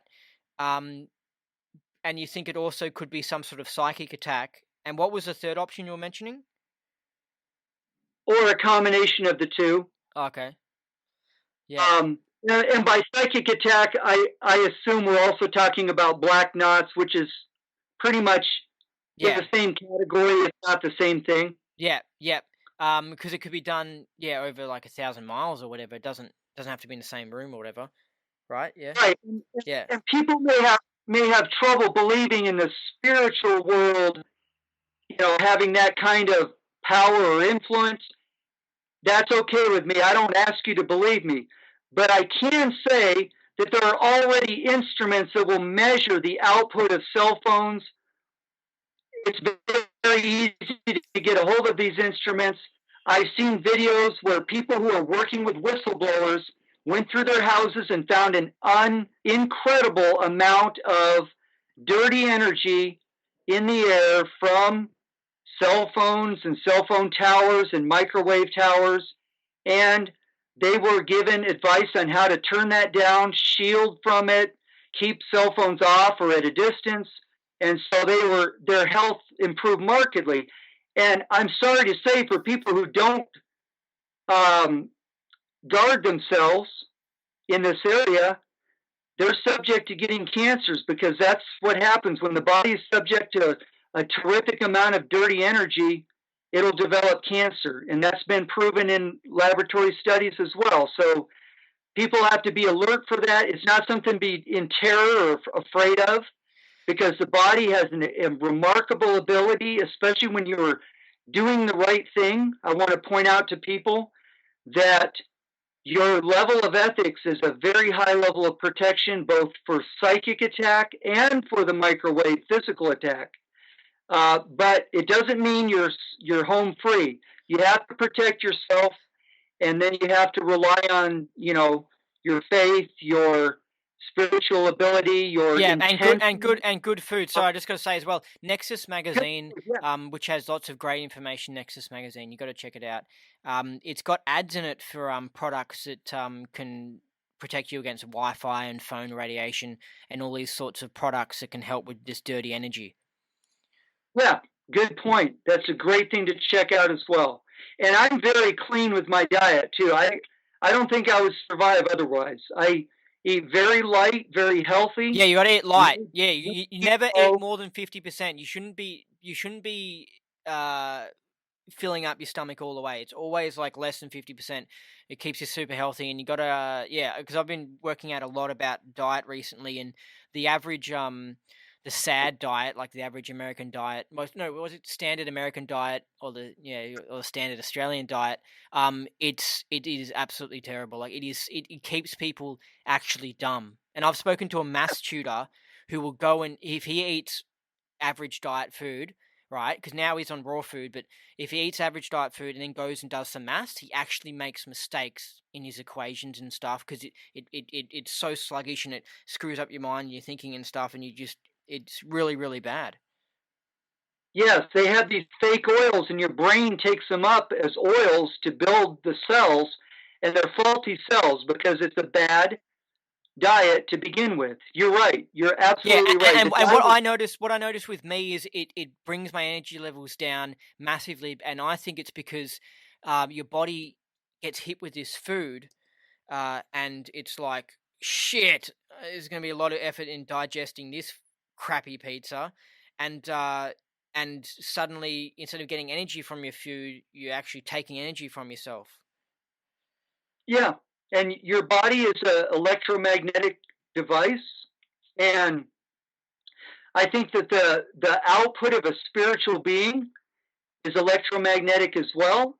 So you can sort of counter that, but um, why not invest that effort in something else and really keep your diet clean and your physical health good, because you need it in order to succeed. You need to be able to use your mind optimally, because we're in times where we're under attack in so many levels, on our food supply, our environment, Yeah, um, absolutely. government, and our Medical care. freedoms. I mean, so much. I mean, there's so much we can talk about, but we're talking about this OSA leak, and uh, I got two. I got a question. Why? Who do you think was attacking you for the leaks? Like, was it Office of Special Affairs, or is it something outside of Office of Special Affairs? And why the hell would something outside of Office of Special Affairs care that you've leaked Office of Special Affairs documents? Yeah, I alluded to that a little bit, but again, the OSA documents are kind of specialized for the Church of Scientology, and even though most of that information's already been leaked, I was leaking it to Freedom, Truth movement groups, as well as Scientology groups. The pack in the form that I leaked it is highly convenient. It's very easy to read through very It quickly. is. It's great. I liked it. Yeah. It's a great reference. It shows the same technology that's being used covertly on humankind by intelligence agencies, because this is where Hubbard learned it. Um, I don't think OSA caught on that quickly. And I'll tell you why, if somebody wants to know. I mean, real quickly, Leah Kia infiltrated the Sea Org.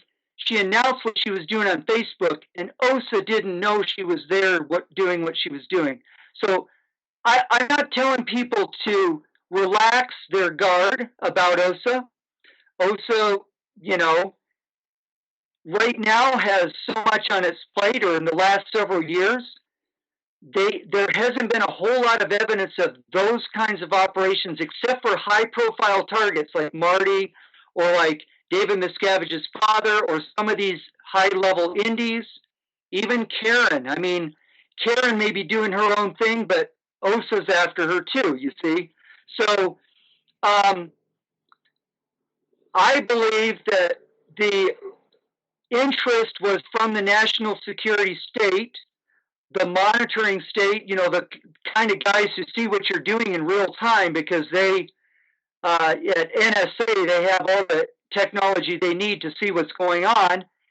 And they knew they couldn't stop it completely. They just wanted to inhibit it. They wanted to, as I said earlier, nip me in the bud, before I flower or grow or reach out. They wanted to cut my reach. And I just retreated for 3 days, and I came out swinging after that, as you know, because I started dropping a whole lot of things around Facebook groups and the internet, as well as I had a Facebook group that was taken over. Facebook just allowed it to go public, and there were all kinds of trolls, and we couldn't get Facebook to shut it down. And it was just out of control for several days. It was crazy. So I saw this as all linked. Now, maybe that's a little paranoid, but the timing was just too close. And my project is called Free Scientology. And what did they hit? They hit the only Free Scientology chat group that was not under my control. So it was fun. It was funny. In the end, after it was all done, it wasn't funny while it was happening, but we turned it into like find out what Scientology is all about. We made some lemonade out of the lemons, as we say in America. I don't know what you have there, but we made it go right. In other words, in Scientology lingo, we Yeah. made it come out right for everybody, and everybody was happy. And there were even some guys, in that group that were you know, suspected of having worked with the enemy. And I just, sort of like a blanket amnesty. You can stay in the group as long as you don't, spam it or, you know, disrupt or be nasty to people. And we opened it up for public. So that was a good thing, but it was a battle and it raged for several days. So there were a lot of things that were just coming at me from all directions. But you know, I I can laugh about it and I can be light about it. I don't take it too seriously. Sometimes it's a little serious and a little scary. I had something happen with my brakes in my car. It was not the cut the brake line thing that can be very dangerous, but it was somebody went into my car and snapped a little thing that kept my brake lights on. So there was just this weird harassment that followed in the next couple of weeks that Well, I couldn't hold on. explain. If it's just a cord for your brake lights, that to me is just a warning to you. You know what I mean? It's on. You reckon it's just them sending a message to you saying, "Hey, I we could have cut your mean, brakes." most of this was message sending. It wasn't intended to be violent or to harm me directly. It was intended, you're right, to send a message, hey, we're watching. We can come in on you anytime, and it's like I said, I've learned from this that when you start out, when you stick your head up and you say enough's enough, I'm gonna do my part to set things right and to blow the whistle where I see things going wrong. They don't like that. They want you back in your cage. They want you back in the pen, as Marty says, the sheep in the pen. Yeah, And so I got that, and I got through it. It doesn't mean that I'm home free or I'm never going to have harassment or I don't, I'm very careful about things. I have to be pretty vigilant because I live alone, but I have good neighbors. I safe pointed my neighborhood. I'm not afraid because I believe in a higher power, and I yeah, believe that I'm not going until it's my time, and that if I'm working and doing what's right, I have a good chance of staying alive. yeah, And I made sure that that leak went far and wide. I hit groups that were 30,000 strong with the fact that Scientology is involved in intelligence, and here are the documents that show it. And this is what's being used against us by the security state. yeah, yeah. Really, really, really good point. And people who think this stuff is really, really out there. I'm into other conspiracy theories that have nothing to do with Scientology. And people who are into the whole UFO thing, and they talk about a lot of this similar sort of stuff where they'll get attacked, like whether it's actually physical things or it's like these psychic attacks and stuff, and they'll be trying to do like interviews on the internet, and their Skype will be continually cutting out. And I kind of thought during this interview I'll be having more computer attacks or something like that. But yeah, it hasn't happened yet, which is really good. But there's some serious things going on in the world, you know. Yes, there are, and they use that. I think what they do, and I say this because I see the quality of like the trolls that come up on Facebook and how easy it is for me to knock them down.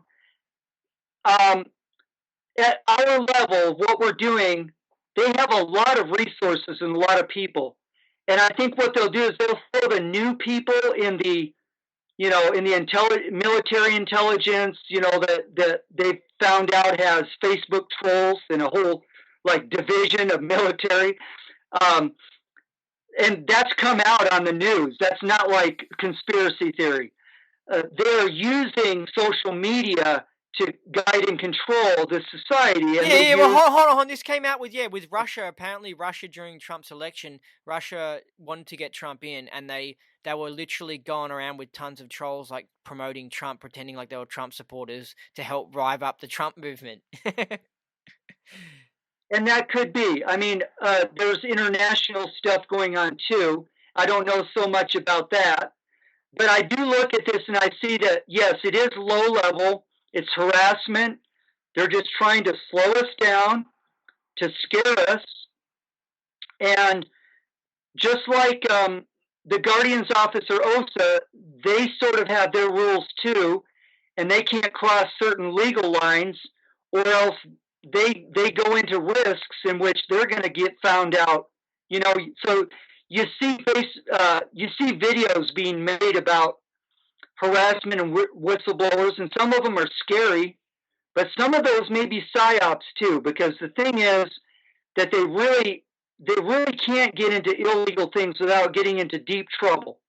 Because the moment you find out one of their handlers or one of their bots or their trolls cross the line and do something like a threat or even libel and slander where they can get sued or something like that, you know? So they have to be careful too. So what they'll do, you'll notice they're doing things right on the edge of legal. And I'm sure OSA used to do this, and I'm sure they still do a little bit of it now. They don't have the resources they did in the 90s. I know a lot of people in the ex-Scientology or anti-Scientology movement that are still paranoid from the 90s because OSA had quite an internet team. And they were on top of everything.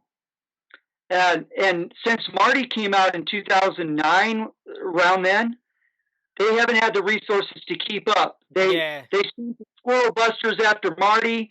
And Marty, actually, this is why I want to say something really appreciative of Marty.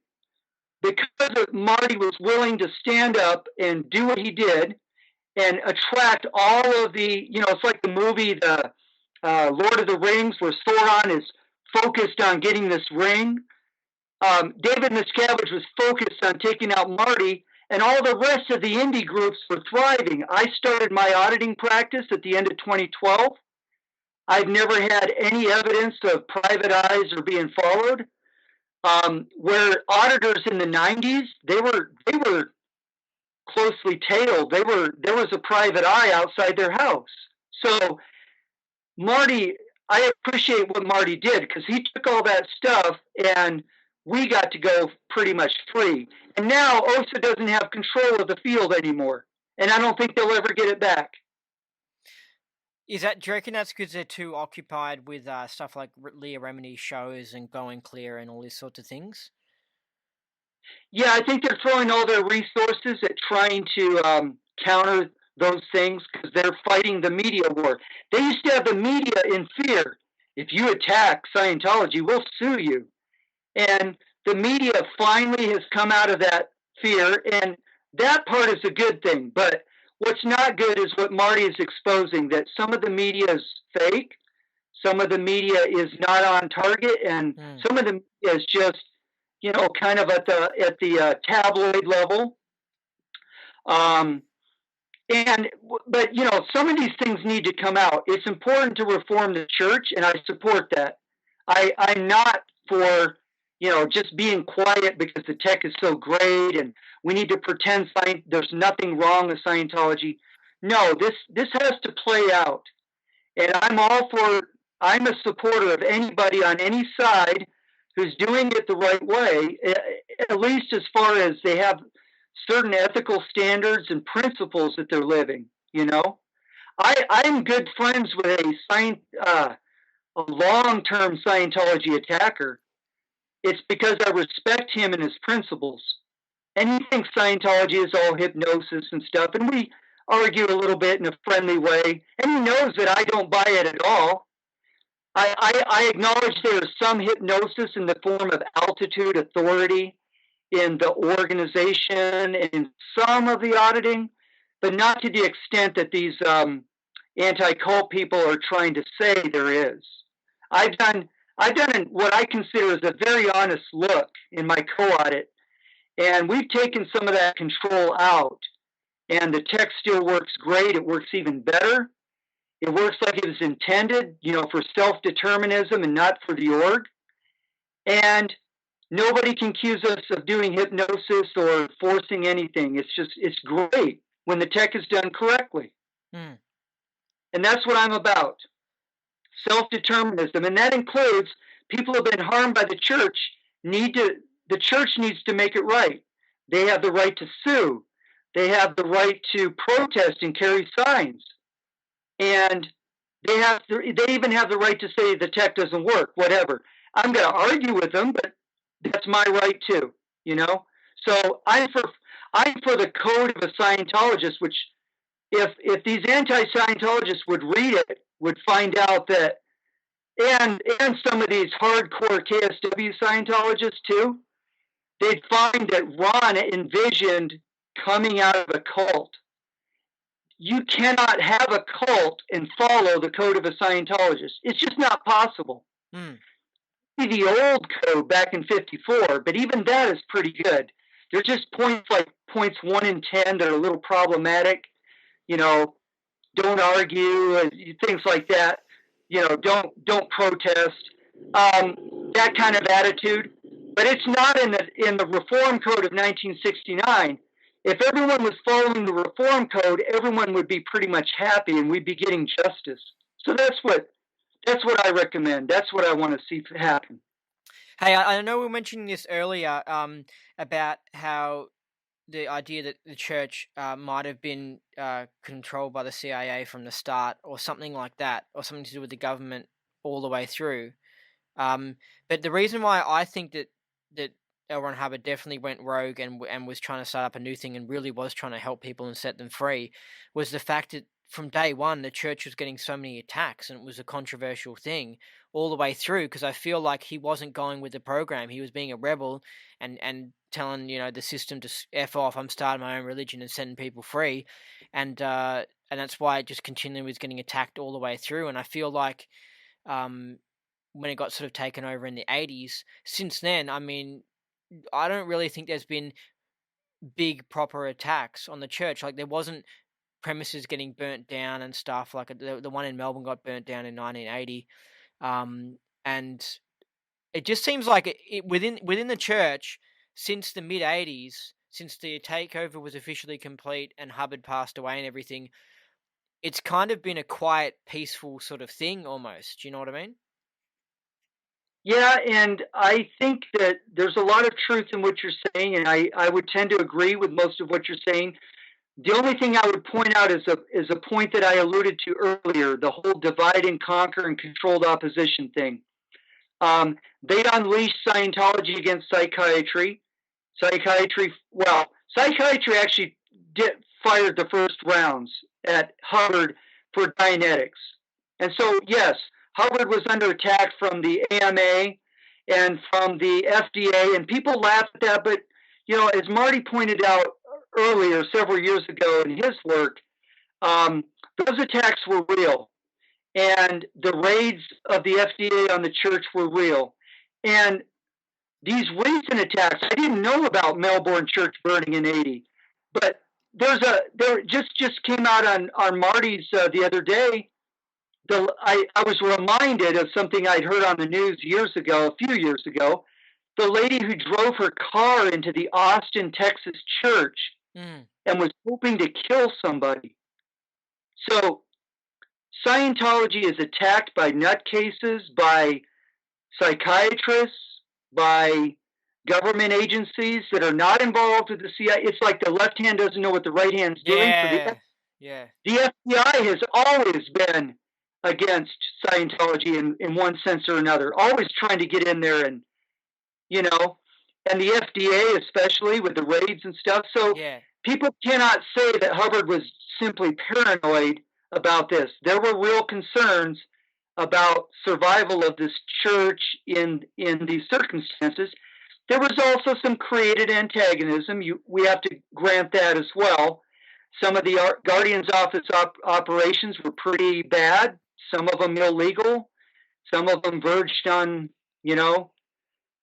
I don't even want to say how far they went, but you can find out, if you want to dig around. But it's like both sides, went to extremes. You're right, and Scientology had legitimate, real attacks on it from the beginning. And Yes. also speaking of this, because we're on this interesting thing of this psychic attack sort of thing, Hubbard, in the last 10 years of his life, I think people who don't like him say, oh, he was crazy or whatever, and he turned out like Howard Hughes and this sort of stuff. And he could have just been under a lot of suppression. You know what I mean? A lot of attacks were going on and stuff. And I don't see it as a blight on his character if he was going a bit nutty in his last few years of his life or something, you know? Yeah, I mean, you can read about that stuff, and you really get the sense of a man under a lot of stress and a lot of attack.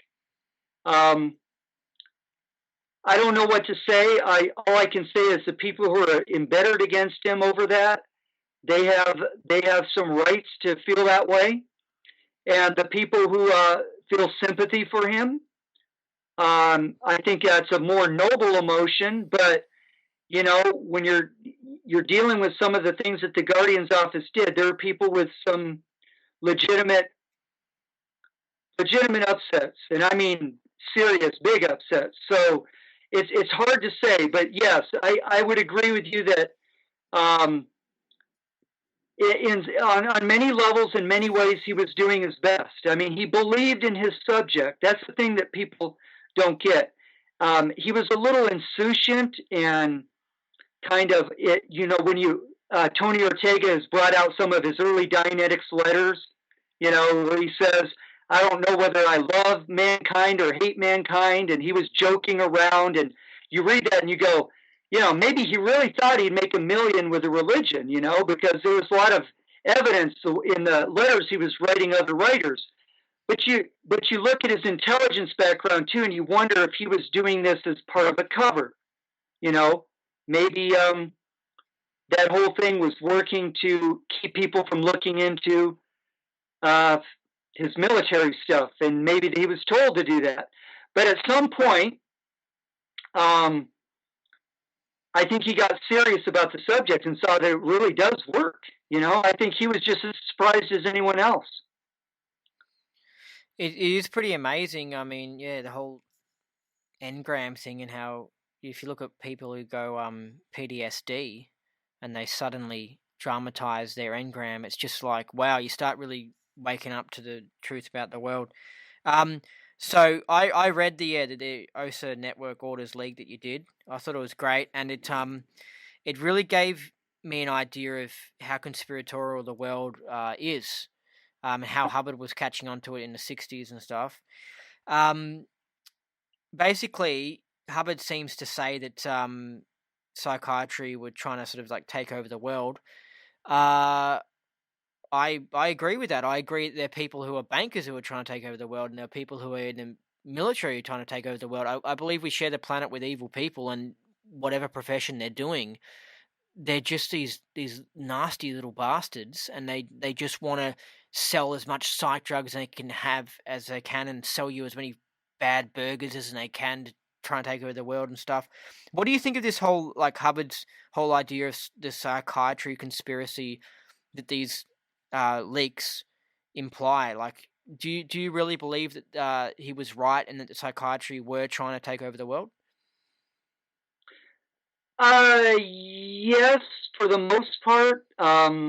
There really was a push on the part of the World Federation of Mental Health to just get psychiatry everywhere into churches, schools, and all over the world. And they succeed sometimes. I mean, you see these programs in high schools where people are getting diagnosed and stuff, and it's really, and you see electric shock coming back, Yeah, well, hold on a you know. second. This is just, it's so Yeah, crazy because it's just like yeah, Hubbard would just predict, he could see what was coming in the future because, yeah, so, like nowadays you look around, you got a bunch of kids that are on ADHD drugs, you know what I mean? And then you got a bunch of housewives and like a significant amount that are on antidepressants.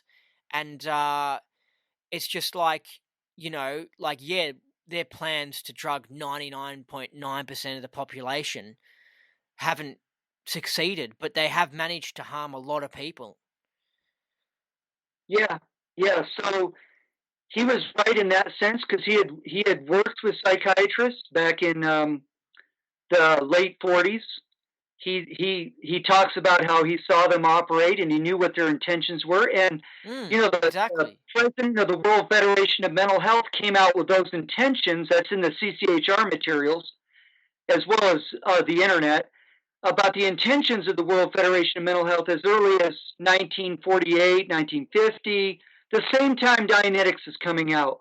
So these two branches of the mind control tree are going forward. One is a good self help subject, and one is a very dangerous and harmful, damaging institutional psychiatry.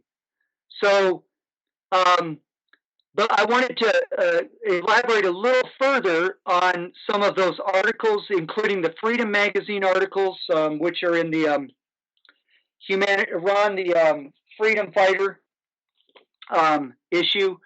All those late 60s Freedom articles, they relate to that OSAPAC.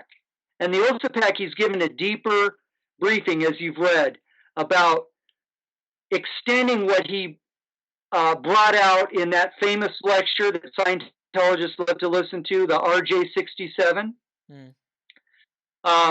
where he talks about the men that control the planet. I don't know, but that might not have been a bit of a limited hangout, and that's intelligence world lingo for we're going to tell you some of the truth and withhold an important part of it, you know, so that you'll go. Alex Jones does that, and a lot of people do that. And I'm not hitting Alex Jones. It's just that sometimes they do it accidentally because that's all they're given is a certain amount of information, and so they forward what they have. And Hubbard was doing intelligence work, looking into what the World Federation of Mental Health was up to, and he was finding some shocking things and some world conspiracies going on between the bankers and the World Federation of Mental Health. And those are, as far as I'm concerned, those look to me to be very much true and very much in alignment with what we found out since then and what's pretty much all over the internet now, of how mankind is managed through the manipulation of money. And Hubbard talks about that in RJ-67. He says they control the money of countries, and as a result, they control the politicians. So, and they back a lot of the media. So even though the players have shifted, the general scene that Hubbard lays out in the late 60s is something that he's stumbling on and putting together, and that may be part of his rogue agent thing too. He may have released a little too much that they weren't happy with, and that may have increased the attacks throughout the 70s, and that may have been when they said, we got to take over Scientology, full control from Hubbard, because he's out of our control. I'm not sure. You can come up with many different theories because we don't have all that much evidence to go on.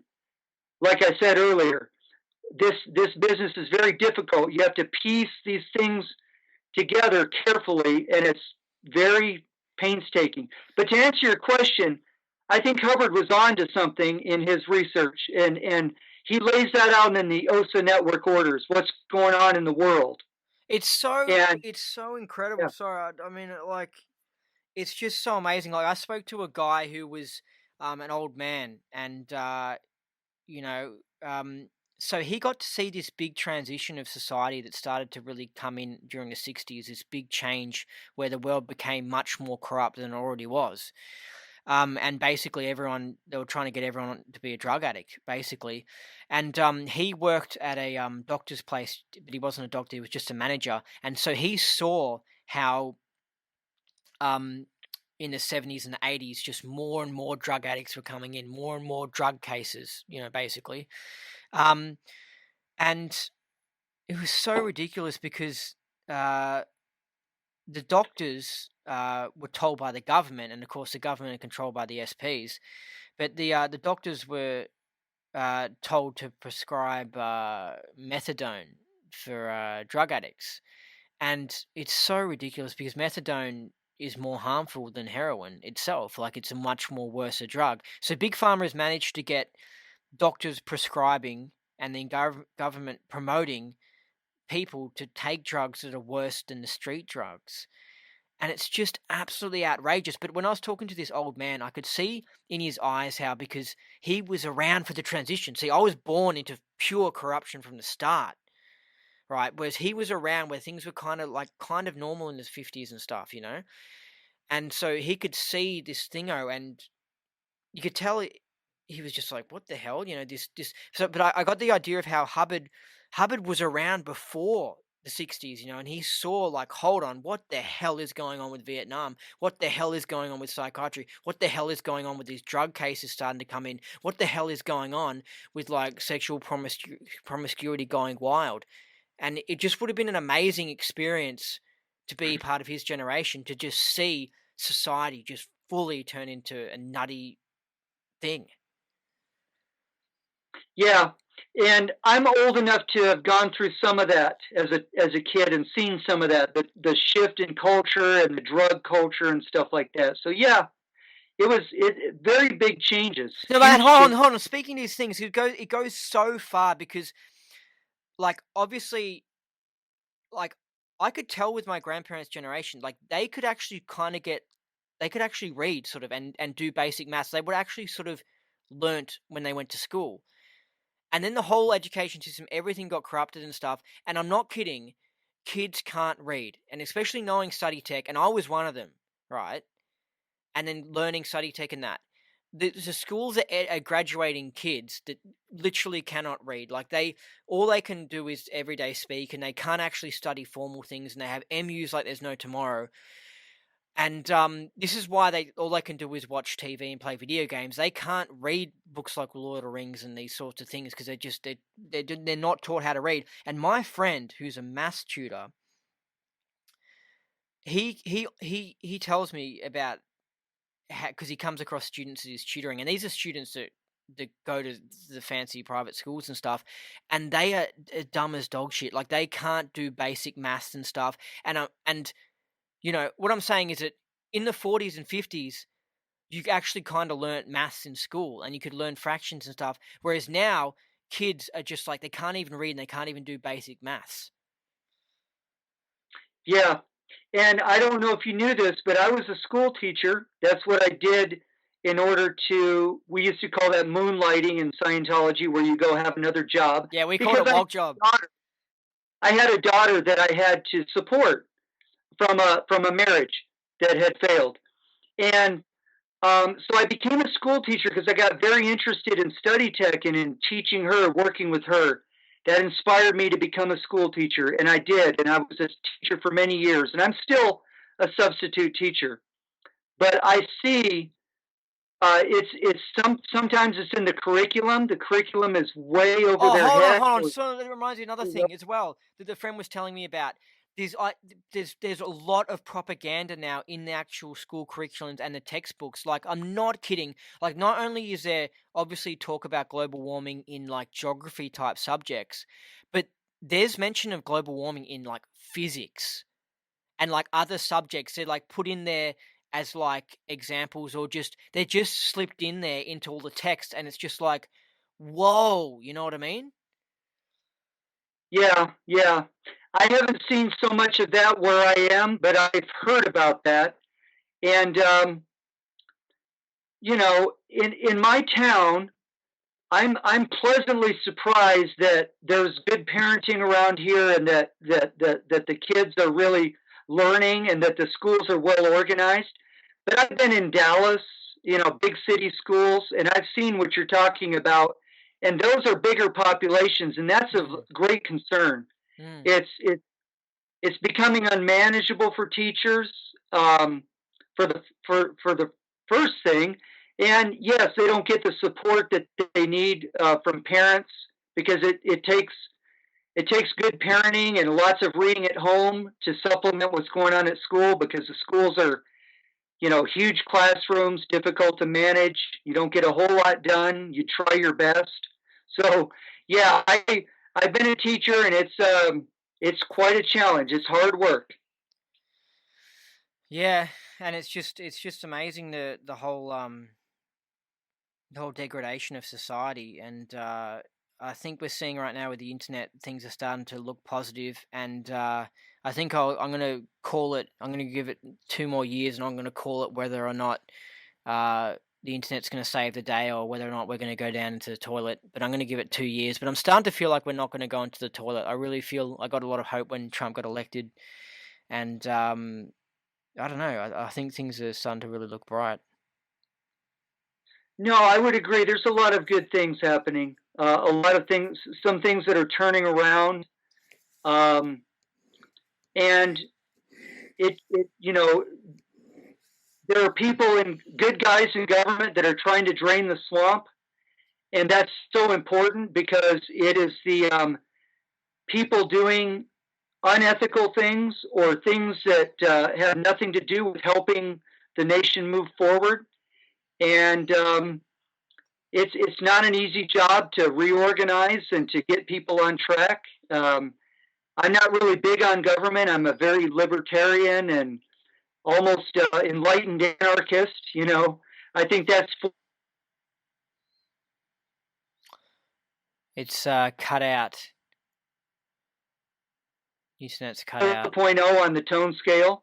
Hey But Scott. Hey we've Scott. got Can to you we've say got that to all again? we all have to roll up our sleeves and do our part. Oh my god. Oh no, it's cut out. Oh my Yeah, god. I'm going to repeat that. I'm sorry. Oh, can you repeat? Yeah, like Um, the next minute, it started totally started stuffing up. Hold on a second. Look at this. Now I got the squiggly line thing. oh, okay. So speaking of the whole conspiracy things, before the interview started, my computer started doing some strange things. To be honest, Oh, it yeah, started. yeah. Do you know when your computer's thinking a lot? You know what I Oh, mean? yeah, Like yeah. it started doing that before I'd started calling you and all Oh, these sorts of things. So I was thinking, oh, it's in heavy mode now. It's starting to think a lot. Anyway, so can you say what you were saying again? I think it's a good thing what's happening. There's a move to reform government. I'm not big on government. I'm you know, very libertarian and almost like an enlightened anarchist. I'm not big on organized religion, of course. I've already said that, but I am big on people getting together and working together because that's how we live as a society. And in one way or another, we have to have organization, and we have to have people cooperating and working together. And I like the movement I'm seeing in that direction. The internet's helping out quite a bit. I think your point is well taken. There's room for some hope here, even though there's been a lot of degradation. There's also signs of recovery, and that's good. Yeah, yeah. I'm feeling really good about it. I really think the impossible is possible. I really think that. You look. There's so much stuff for me still to ask you. So I think we're gonna have to do another interview. But I do want to say, like, what sort of internet attacks would one get from OSA or from any intelligence organization?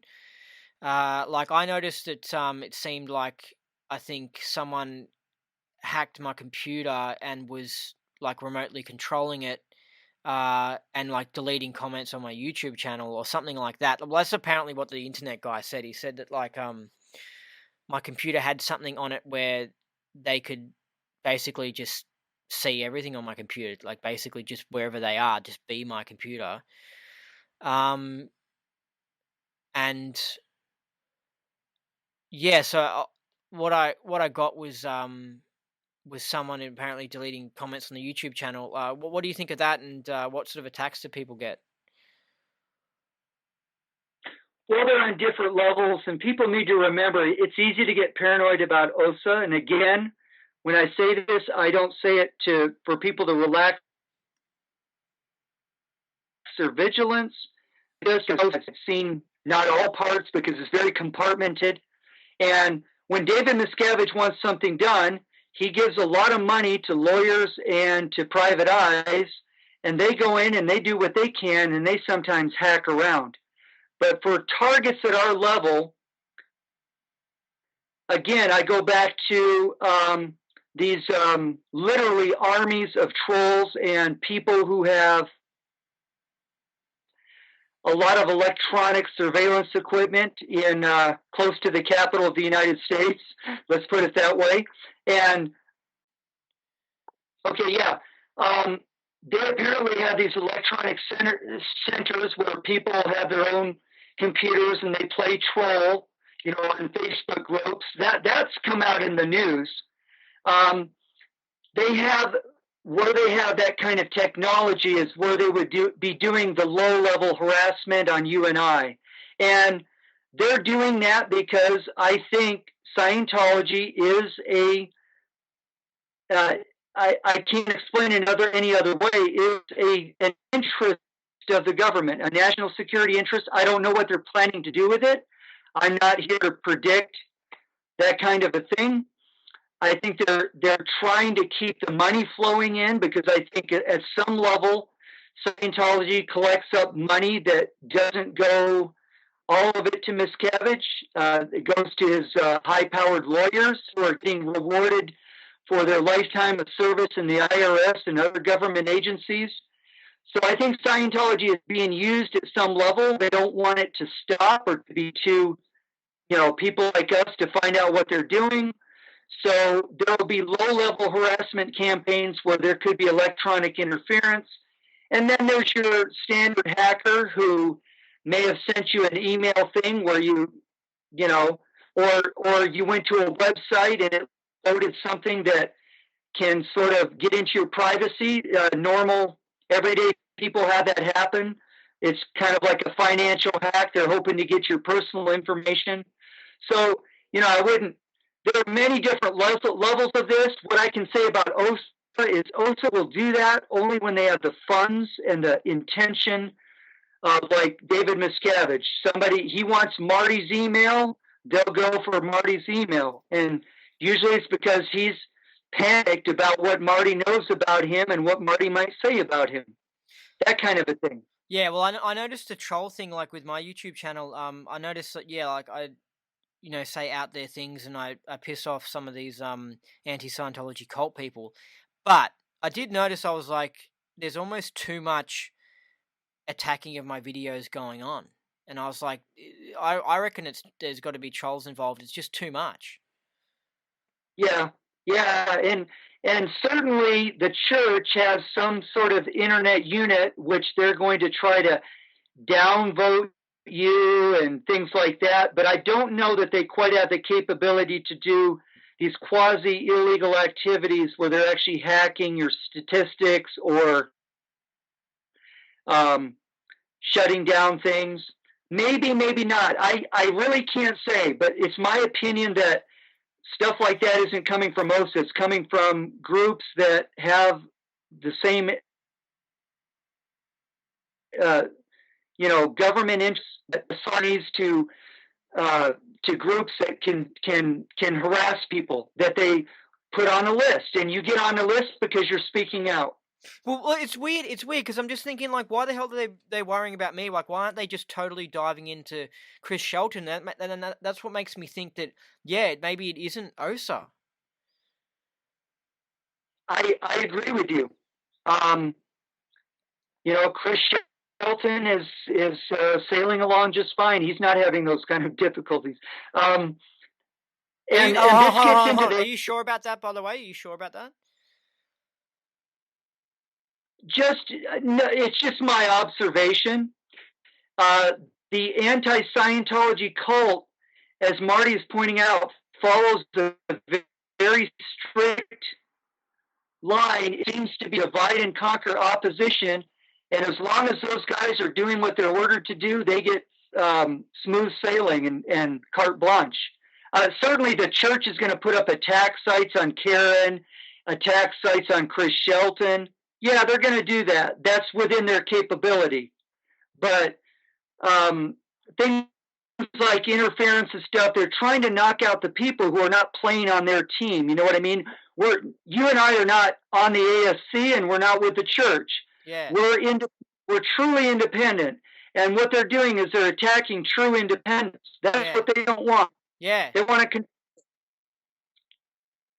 Yeah, so maybe they don't mind people who are making, YouTube channels that are just bagging Scientology or alternative practices, they're kind of cool with that. They don't mind someone calling himself a critical thinker and doing those sorts of things because it's keeping people in line. Like I know if I look at if I look at things from my parents' point of view, um, Chris Shelton isn't waking my parents up out of the matrix, whereas my channel is more likely to wake my parents up out of the matrix. You know what I mean? If anything, Chris Shelton keeps people in the matrix, taking their psychiatric drugs, eating their crappy commercial foods, and sometimes reading books about atheism and also praising mainstream science.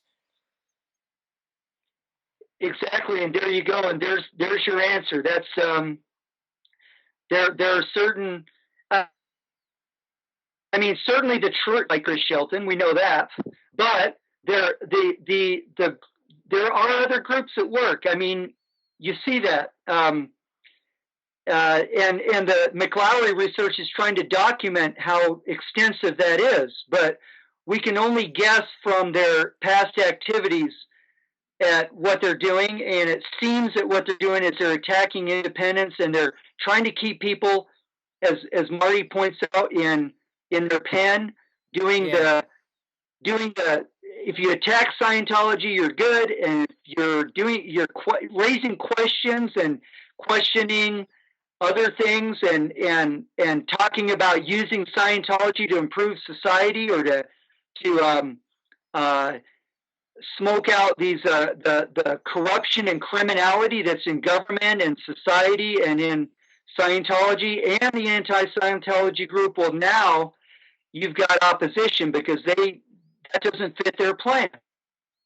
Yeah, and it's just like and Marty brings this up the media. It's just like they're not doing balanced stories about Scientology. They're just doing attack pieces. You know, I have seen one or two actual decent documentaries about Scientology. I like the Reza Aslan one. I thought that was good. Right. But yeah, Marty brings this up that they're just like the media, just like we're doing a hit piece on Scientology. We're out to attack them, and it's just ridiculous. It's totally unfair. It's just like, can't you just? I mean, Scientology is an interesting enough subject as it is. You don't need to say, let's just make one that makes Scientology out to be the worst thing ever. You can do a balanced one that's super interesting, you know? But they just what's the deal with the media just hating on Scientology? Yeah, I know that's a good point, and I don't like it either. The media is one of the biggest tools of the slave masters of the ruling class, or whatever term you want to use. And the CIA is very entwined with media, and they seem to be leading that charge. The Lawrence Wright book and the Going Clear movie. I liked the Going Clear documentary. I felt it was not too hard on Scientology. It actually made auditing seem a little bit interesting at the beginning of the show. And it showed legitimate, or what seemed to be, I don't know if Marty would agree, what seemed to be legitimate uh, abuse cases that were being brought to public view. And I'm not against that if they're legitimate. But yeah, there's a lot of attack, and the worst thing of all, which is what most of us independent Scientologists complain about, is they're attacking the subject, not just the church. It's Scientology. It's one big generality, and there doesn't seem to be anything good in it other than the opening of Going Clear, where you have this interesting piece on auditing, even though they didn't get it quite technically right. They made some mistakes, but it still made auditing somewhat interesting. Reza Aslan made auditing very interesting. He sat there and did some auditing.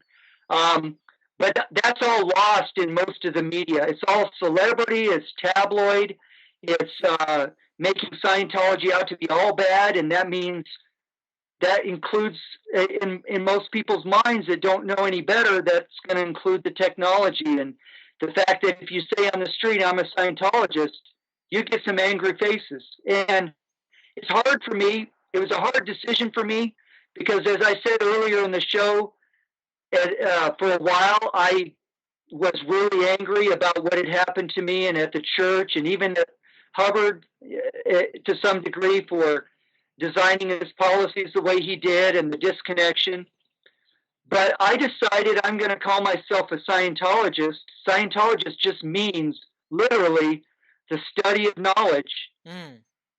And it's related to the word philosophy, and that you could call it a subset of philosophy. Philosophy is the love of wisdom. Yeah. And I'm both. I'm a philosopher and a Scientologist. And I decided I'm going to call myself a Scientologist. I'm not going to necessarily defend Hubbard where I can't defend him.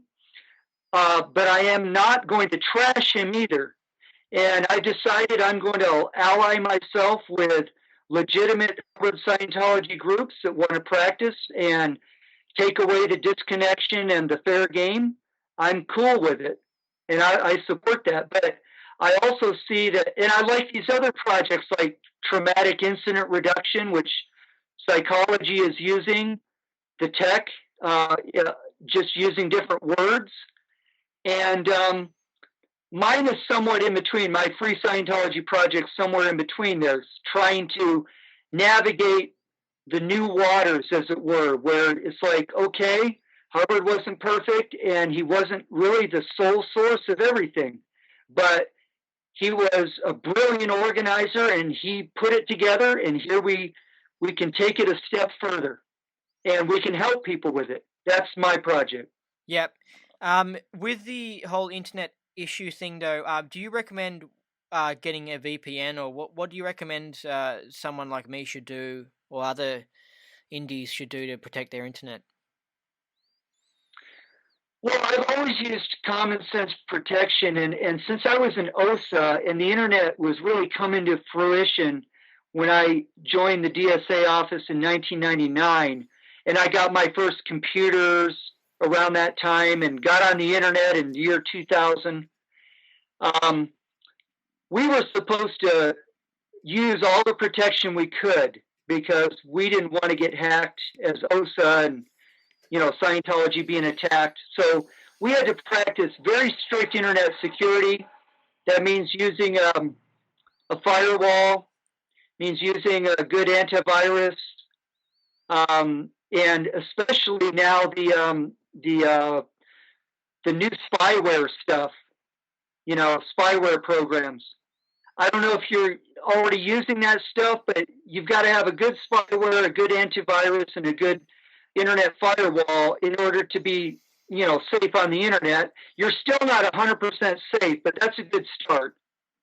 I would get all of the free protections that you can find. What about the VPNs? I'm not that technically up on that. I know that stands for virtual private network, and that you can actually operate from a different node or a different center. I'm not that up on it really. I would recommend learning about it or doing it if you've heard that will help, but I really personally can't say. Yeah, it's so amazing what's going on. It's good to talk to someone who has an idea about it. Like the Men in Black basically exist. They seem to be like CIA guys or something that just wear black suits. But it's just funny because I know a psychic who can exteriorize, and she knows about like alien bases underground and this sort of stuff. And she says that she uses a VPN, and she's got stuff like footage of UFOs on her phone and this sort of stuff. And it's just amazing, It's just like, because you think like, am I talking to someone who's a nutter who's just making all this stuff up? And then you really look into it and you're like, no, the Men in Black exist. It's amazing, Yeah. It's just like, whoa, and exteriorization exists. I said to her, I go, have you been to them? And she goes, you mean out of body or in body? And it's so funny, but it's just like, it's just so interesting, They have to use VPN, otherwise they have all these problems with their computers, and it's just amazing. Yeah, I would, if she's got a handle on it, I would consult with her. But I live 45 minutes away from an underground base, alien or not. It's a secret base. It's underground. They have a huge facility. I know you've got one in the middle of Australia, um, and they're all over the world. If people don't believe in aliens, our government does, and they are dealing with whatever they're dealing with underground. And I don't really get into that much because I don't have it. No, it's too much for me to go dive down that rabbit hole. I'm in other rabbit holes. But Yeah. I do. I see aliens as other beings that are, I mean, may have different style bodies, but they're beings. They're going to respond to auditing. They're going to respond to communication. Some of them are good. Some of them are evilly inclined. I don't think any race is evil just as an entire race, whether you talk about the Greys or the reptilians, but you have races that are not up to good things. It's sort of like countries that are not up to good things, whether they're harboring terrorists or whatever. And I think even that's a little bit of a stretch. People are basically good. One of the things I appreciate most about L. Ron Hubbard is he really impinged and got across most of us Scientologists, me in particular. Man is basically good. Beings are basically good. They are not, no one is inherently evil. And he found, I believe, some of the answers, maybe not all, but some significant answers as to how to help a being who's steeped in evil to come out of it, to Yeah. how for the good guys to understand what evil is, the anatomy of it. And it's wonderful being an auditor and knowing you have the tools. And if the guy will just sit across from you, you can do it. And Mm. I have done that with some people. I have had people who out of session admitted to me that they were sociopaths and that they were behaving in life as sociopaths. And I have audited a couple of them. One of them to a really happy existence. He kind of dropped auditing, but something about his life was changed, and he was no longer gambling and doing all these weird stuff that is pretty out ethics. Um, and Others that thought they were sociopaths but really weren't. I didn't evaluate for them out of session, but you know, I could see that at least one of them really was, and it was like almost scary, auditing it. And I've audited a psychotic. We may not be able to get into that this time. We may do it another time, but yeah, I've helped a psychotic to sanity with level 0 technology. So I did study the introspection rundown and these other rundowns in order to be able to help this guy, and it helped greatly in my understanding. But auditing, I've always believed in it, that how powerful it was, and now I'm realizing how much of what I believed in was belief, and how much of it was real. It actually is mechanically changes things for people, for their mind. So that's why I love auditing, because without any altitude at all, you can do this in a coffee shop. I could do it in a jail, and if I could get that guy to talk about his criminality and really get his trust and get him talking to me, I believe I could help that guy. Yeah. So I know a lot of techniques that can help, and they're very simple, and they're even simpler than what's presented now in the church, which is part of my Free Scientology project. I want to be able to give tools to volunteer ministers where they can handle these things, whatever comes up from anybody, and Yeah. with some simple tools. We already have them in the volunteer minister handbook for the most part, but there's some other things that I pulled from the upper level, simplified, that almost any case can be started up and handled and helped. And that's what it's all about. Yeah. Yeah. It's really interesting. I've noticed that yeah, with evil people, SPs, and that I mean, yeah, you have to understand. A lot of time they're super keyed in, so that they're just, as a being, they've just absolutely copped it. So they've got the bad food that's like screwing them up. There's like chemicals in the water and stuff. They've probably got negative people in their environment around them. They're probably confused as hell by everything that's going on. They probably can't even do basic maths. They can't even read, just like all this crap. So they end up, as a being, just being keyed in, low toned and nasty and stuff, but you can start correcting this in a person. You can start getting them onto good food and getting them off drugs. And then you can start getting them into a job where they're not just being a slave, that they kind of actually enjoy, where they actually produce a product that they're kind of interested in doing. And you actually see them start coming uptone, and they stop having these surf acts, and they stop being like these robots, and they stop acting all casey, and they start going, oh, and they start actually thinking and waking up, and not having this stupid robotic way of being, you know. Hmm.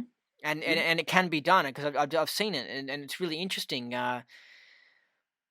Anyway, it's just quite amazing. But I didn't even think that we've actually even covered half of what I want to cover in this interview. I mean, there's so much to do, and we're gonna have to do another interview. Um, but I'm just trying to think. Is there anything you wanted to mention to promote, like your own website or anything? Yeah, I've got. I'll hold up a little thing that I made so that if you can see.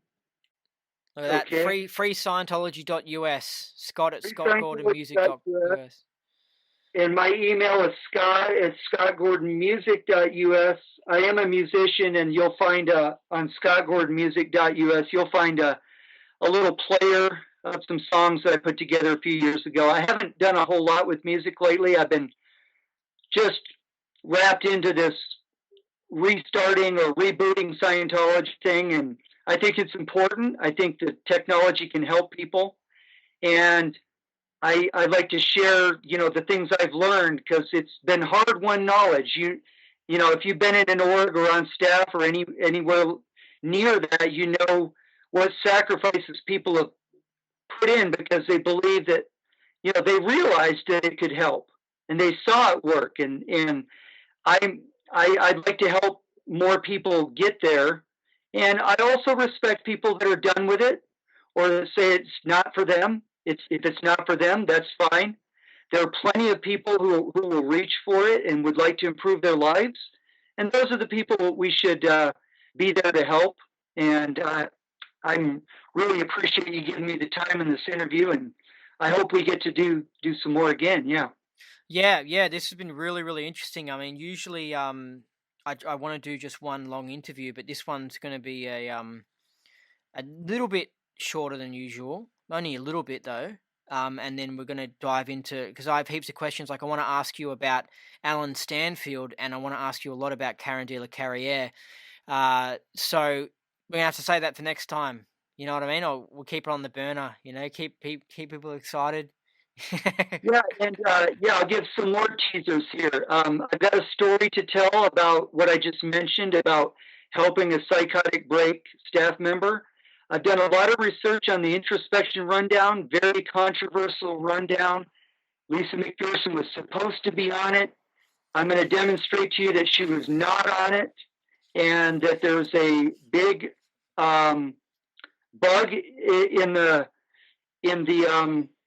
in the process that she was on, and it's very important too, because I'm not of the opinion that Scientology should take over mental health, but at the same time, I think that I'm actually for a little more working together. There's a lot of psychiatrists who don't believe in drugs and who really do the talk therapy they're supposed to do and take the time and the care with patients, that are not into shocking or interning people into hospitals, that want to help, that are trying to help, that have knowledge. There are lots of psychologists and counselors that would love to, be a little more effective, and that we can learn from too. I'm learning from these professions as well. So I know it's a touchy subject for a lot of standard Scientologists, but there's no reason why we cannot end the war and start working together, because we're all counselors, therapists, life improvement specialists, and I can talk a little bit more about my vision for that as well. So, and that makes the introspection rundown and handling psychotics important because I think psychiatry, and I know this is going to sound controversial, has something to learn from the parts of the rundown that Hubbard developed that don't usually get used, that you don't usually get there, um, that are phenomenal. And there are some things that we can learn from the mistakes that have been where this rundown has been misused. And unfortunately, it's been way too much, and there's too many horror stories. So I would like to cover that subject and talk a little bit more about free Scientology and the importance of a sound philosophy and base in order to build Scientology on as we rebuild the subject. And you know, Harvard Scientology will always be around. It's on everyone's computer now. It's red on white. You can't forge the issues or fool people. People don't need to worry about losing Hubbard Scientology. It'll always be there. The only thing we can do is do it better and learn from mistakes and take out some of the control and the things that were for the org and not for the person. And when we remove those things, it's going to be that much better, that much more worthwhile doing, and faster and funner. You know, Scientology is supposed to be fun. Let's bring that back. But we may have a lot of work to do before we get there.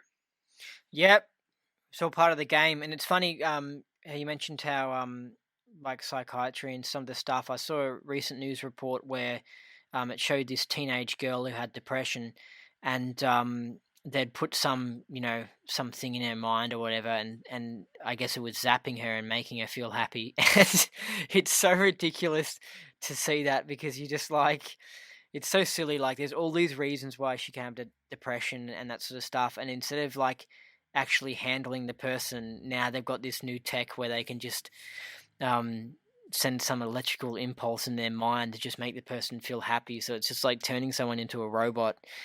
It's really ridiculous. Anyway, You wonder how they can get away with pretending there's not a reason for her condition. There's a physical reason, a nutritional deficiency, a physical injury, or there's a mental reason, some trauma in her life that's been, or somebody in her world. Yeah, exactly. Yeah, PTS. Her or terrorizing her, and yeah. So there, the reason can be found. Why are people so ignorant and so lazy? It's so frustrating. I know exactly what you mean. They're so dumbed down. Like, I remember I was a teenager and I went to the doctors and I was like, look, I got problems with tiredness and all this sort of stuff. And now I know there was a handful of reasons why that was the case. But back then I didn't know, and the doctor just said, some people need more sleep than other people, and that was just their response. It's so ridiculous. I'm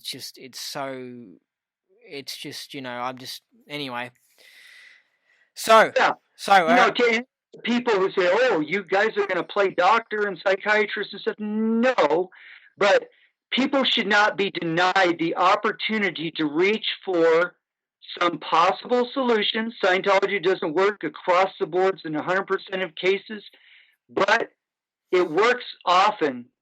And if people are interested and see that that's a workable thing, they'll reach for it, they'll use it, and it will sometimes, you should never promise this, sometimes alleviate illness as well. And that's an awesome thing when it does. And I'm always surprised and happy when it does. But it's not for that purpose, but it's for general self-improvement. And that all works together with your diet and your lifestyle, and you put those things together, get a little life coaching going, which we would call in Scientology, the old role of the ethics officer when they were really doing their job and helping people improve their lives. That's like a life coach, and life coaching is growing in leaps and bounds in the society too. And people are reaching for that, and we used to have in the church wise consultants and stuff, helping with business or helping you organize your life. Those things are all valid, and Scientology can help. And as everybody knows by now, It may not be the exclusive thing, but it's a tool that everybody should have at their availability, so that it can be put to use when it's appropriate. Yep. All right. So thanks for talking to me, Scott Gordon, and we'll speak again. Well, thanks so much for having me on, and I'm looking forward to our next show. All right. See ya. All right. So that was the interview with Scott Gordon. I'm looking forward to the next interview with him, to be honest, because like that one was a little bit messy, if you know what I mean. It wasn't very structured, but the next one's more structured, and we cover questions I didn't cover in the interview that you just listened to. Anyway, before we end off, we've got an LRH quote. While it is commonly believed to make okay, I'll say it again, sorry. While it is commonly believed to take two to make a fight, a third party must exist and must develop it for actual conflict to occur. Absolutely. Absolutely. Two people. Why would you want to fight each other? Maybe as a once-off because you're angry, but like sort of long term, you just, like it's just silly to have two people fighting. Like usually, people are benefiting from it. The people who are bad are smart. Really smart, in fact. Actually, a lot of these SPs that are super evil. James Randi is one of these super evil SPs. Definitely. Check him out. Listen to his stuff. He debunks religion and spiritual stuff and all this stuff, but his debunking is really dodgy, and he's just an absolute con man. He's paid by like Big Pharma to promote things, to promote drugs and not promote natural medicines. When you're talking to him, you're literally looking at the devil, an evil person. He's literally evil, but you can't tell it. And if you don't know what's going on in the world, you can easily get conned by him. He's the sort of man that would be like a pedophile priest, or if he was a school teacher, would be a pedophile. People would be like, really? He's a pedophile? I didn't know that. I didn't know he was into like black magic and Satanism and stuff. Like they come across as, like, look at him. He literally looks 100% like a normal person. And the only way you can spot this in SP is by his fruits, like what he actually produces. And you actually look at his documentaries, and if you just watch him and you don't look further into him, you think, oh, okay, that's reasonable. He debunked a psychic. But if you actually watch his show where he debunked a psychic, and you actually watch, and you think, and you just see outpoints. You see how it's like, hold on, that psychic got that thing right, and he just ignored that. And then the psychic says, well, he tested me out, but he tested me out in this way that I'm not used to doing. So obviously, I haven't ever done that in 30 years of being a psychic. I haven't done it that certain way, so I got it wrong. And it's like, no wonder why the psychic got it wrong, because you didn't do their usual technique that they do. And James Randi goes, see, the psychic was wrong. And it's just like, and it's just, he's an absolute con man. But really, really, watch some of James Randi's stuff. Look at photos of him. Realize you're looking at pure evil. And tell me, how hard is it to spot pure evil? He looks like a normal guy. He's like, I'm James Randi, the magic guy. I'm into magic. Oh. And he's smart and professional, but deep down he is this disgusting, evil demon that's just influenced by the forces of evil, and he's just this absolute freak. So society's gone down the toilet not because of some stupid Joe Blow who's a criminal, who steals stuff from like 7-Eleven. Those people aren't smart enough. Society's really gone. The reason why the world's corrupt in that is because of these hyper-intelligent, hyper-successful evil pricks like James Randi, and like the Rothschilds and like George Soros. They're so professional. They're so evil. And they're so much more intelligent than the average person. Like, they are smart. I've spoken to evil people before, like these proper 2.5%ers that are like the talented ones.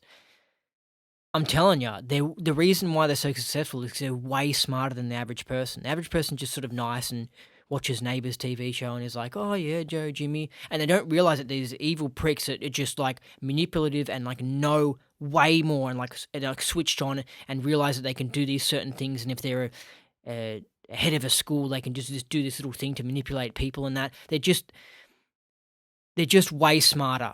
And it's just like, no wonder why Earth has gotten corrupt. Because Earth is on the majority has a population of people that aren't super intelligent. They aren't like LRH's level of intelligence. They just aren't. And they can get conned easily. And these people like James Randi and all these other ones are just getting conned. And part of what I want to do is wake people up to the fact that there are these dudes out there that are way smarter than them, that are manipulative and are conned, a con man, and they can just, you know, it's just no wonder when they're way smarter, that's all. They've got high IQs they're switched on. You can see it with James Randi, and there's heaps of other ones. No wonder why, they're able to take advantage of these average Earth humans whose intelligence just isn't as high. And I'm sorry to say it, like, I'm not saying that the average Earth human is dumb. I'm saying that they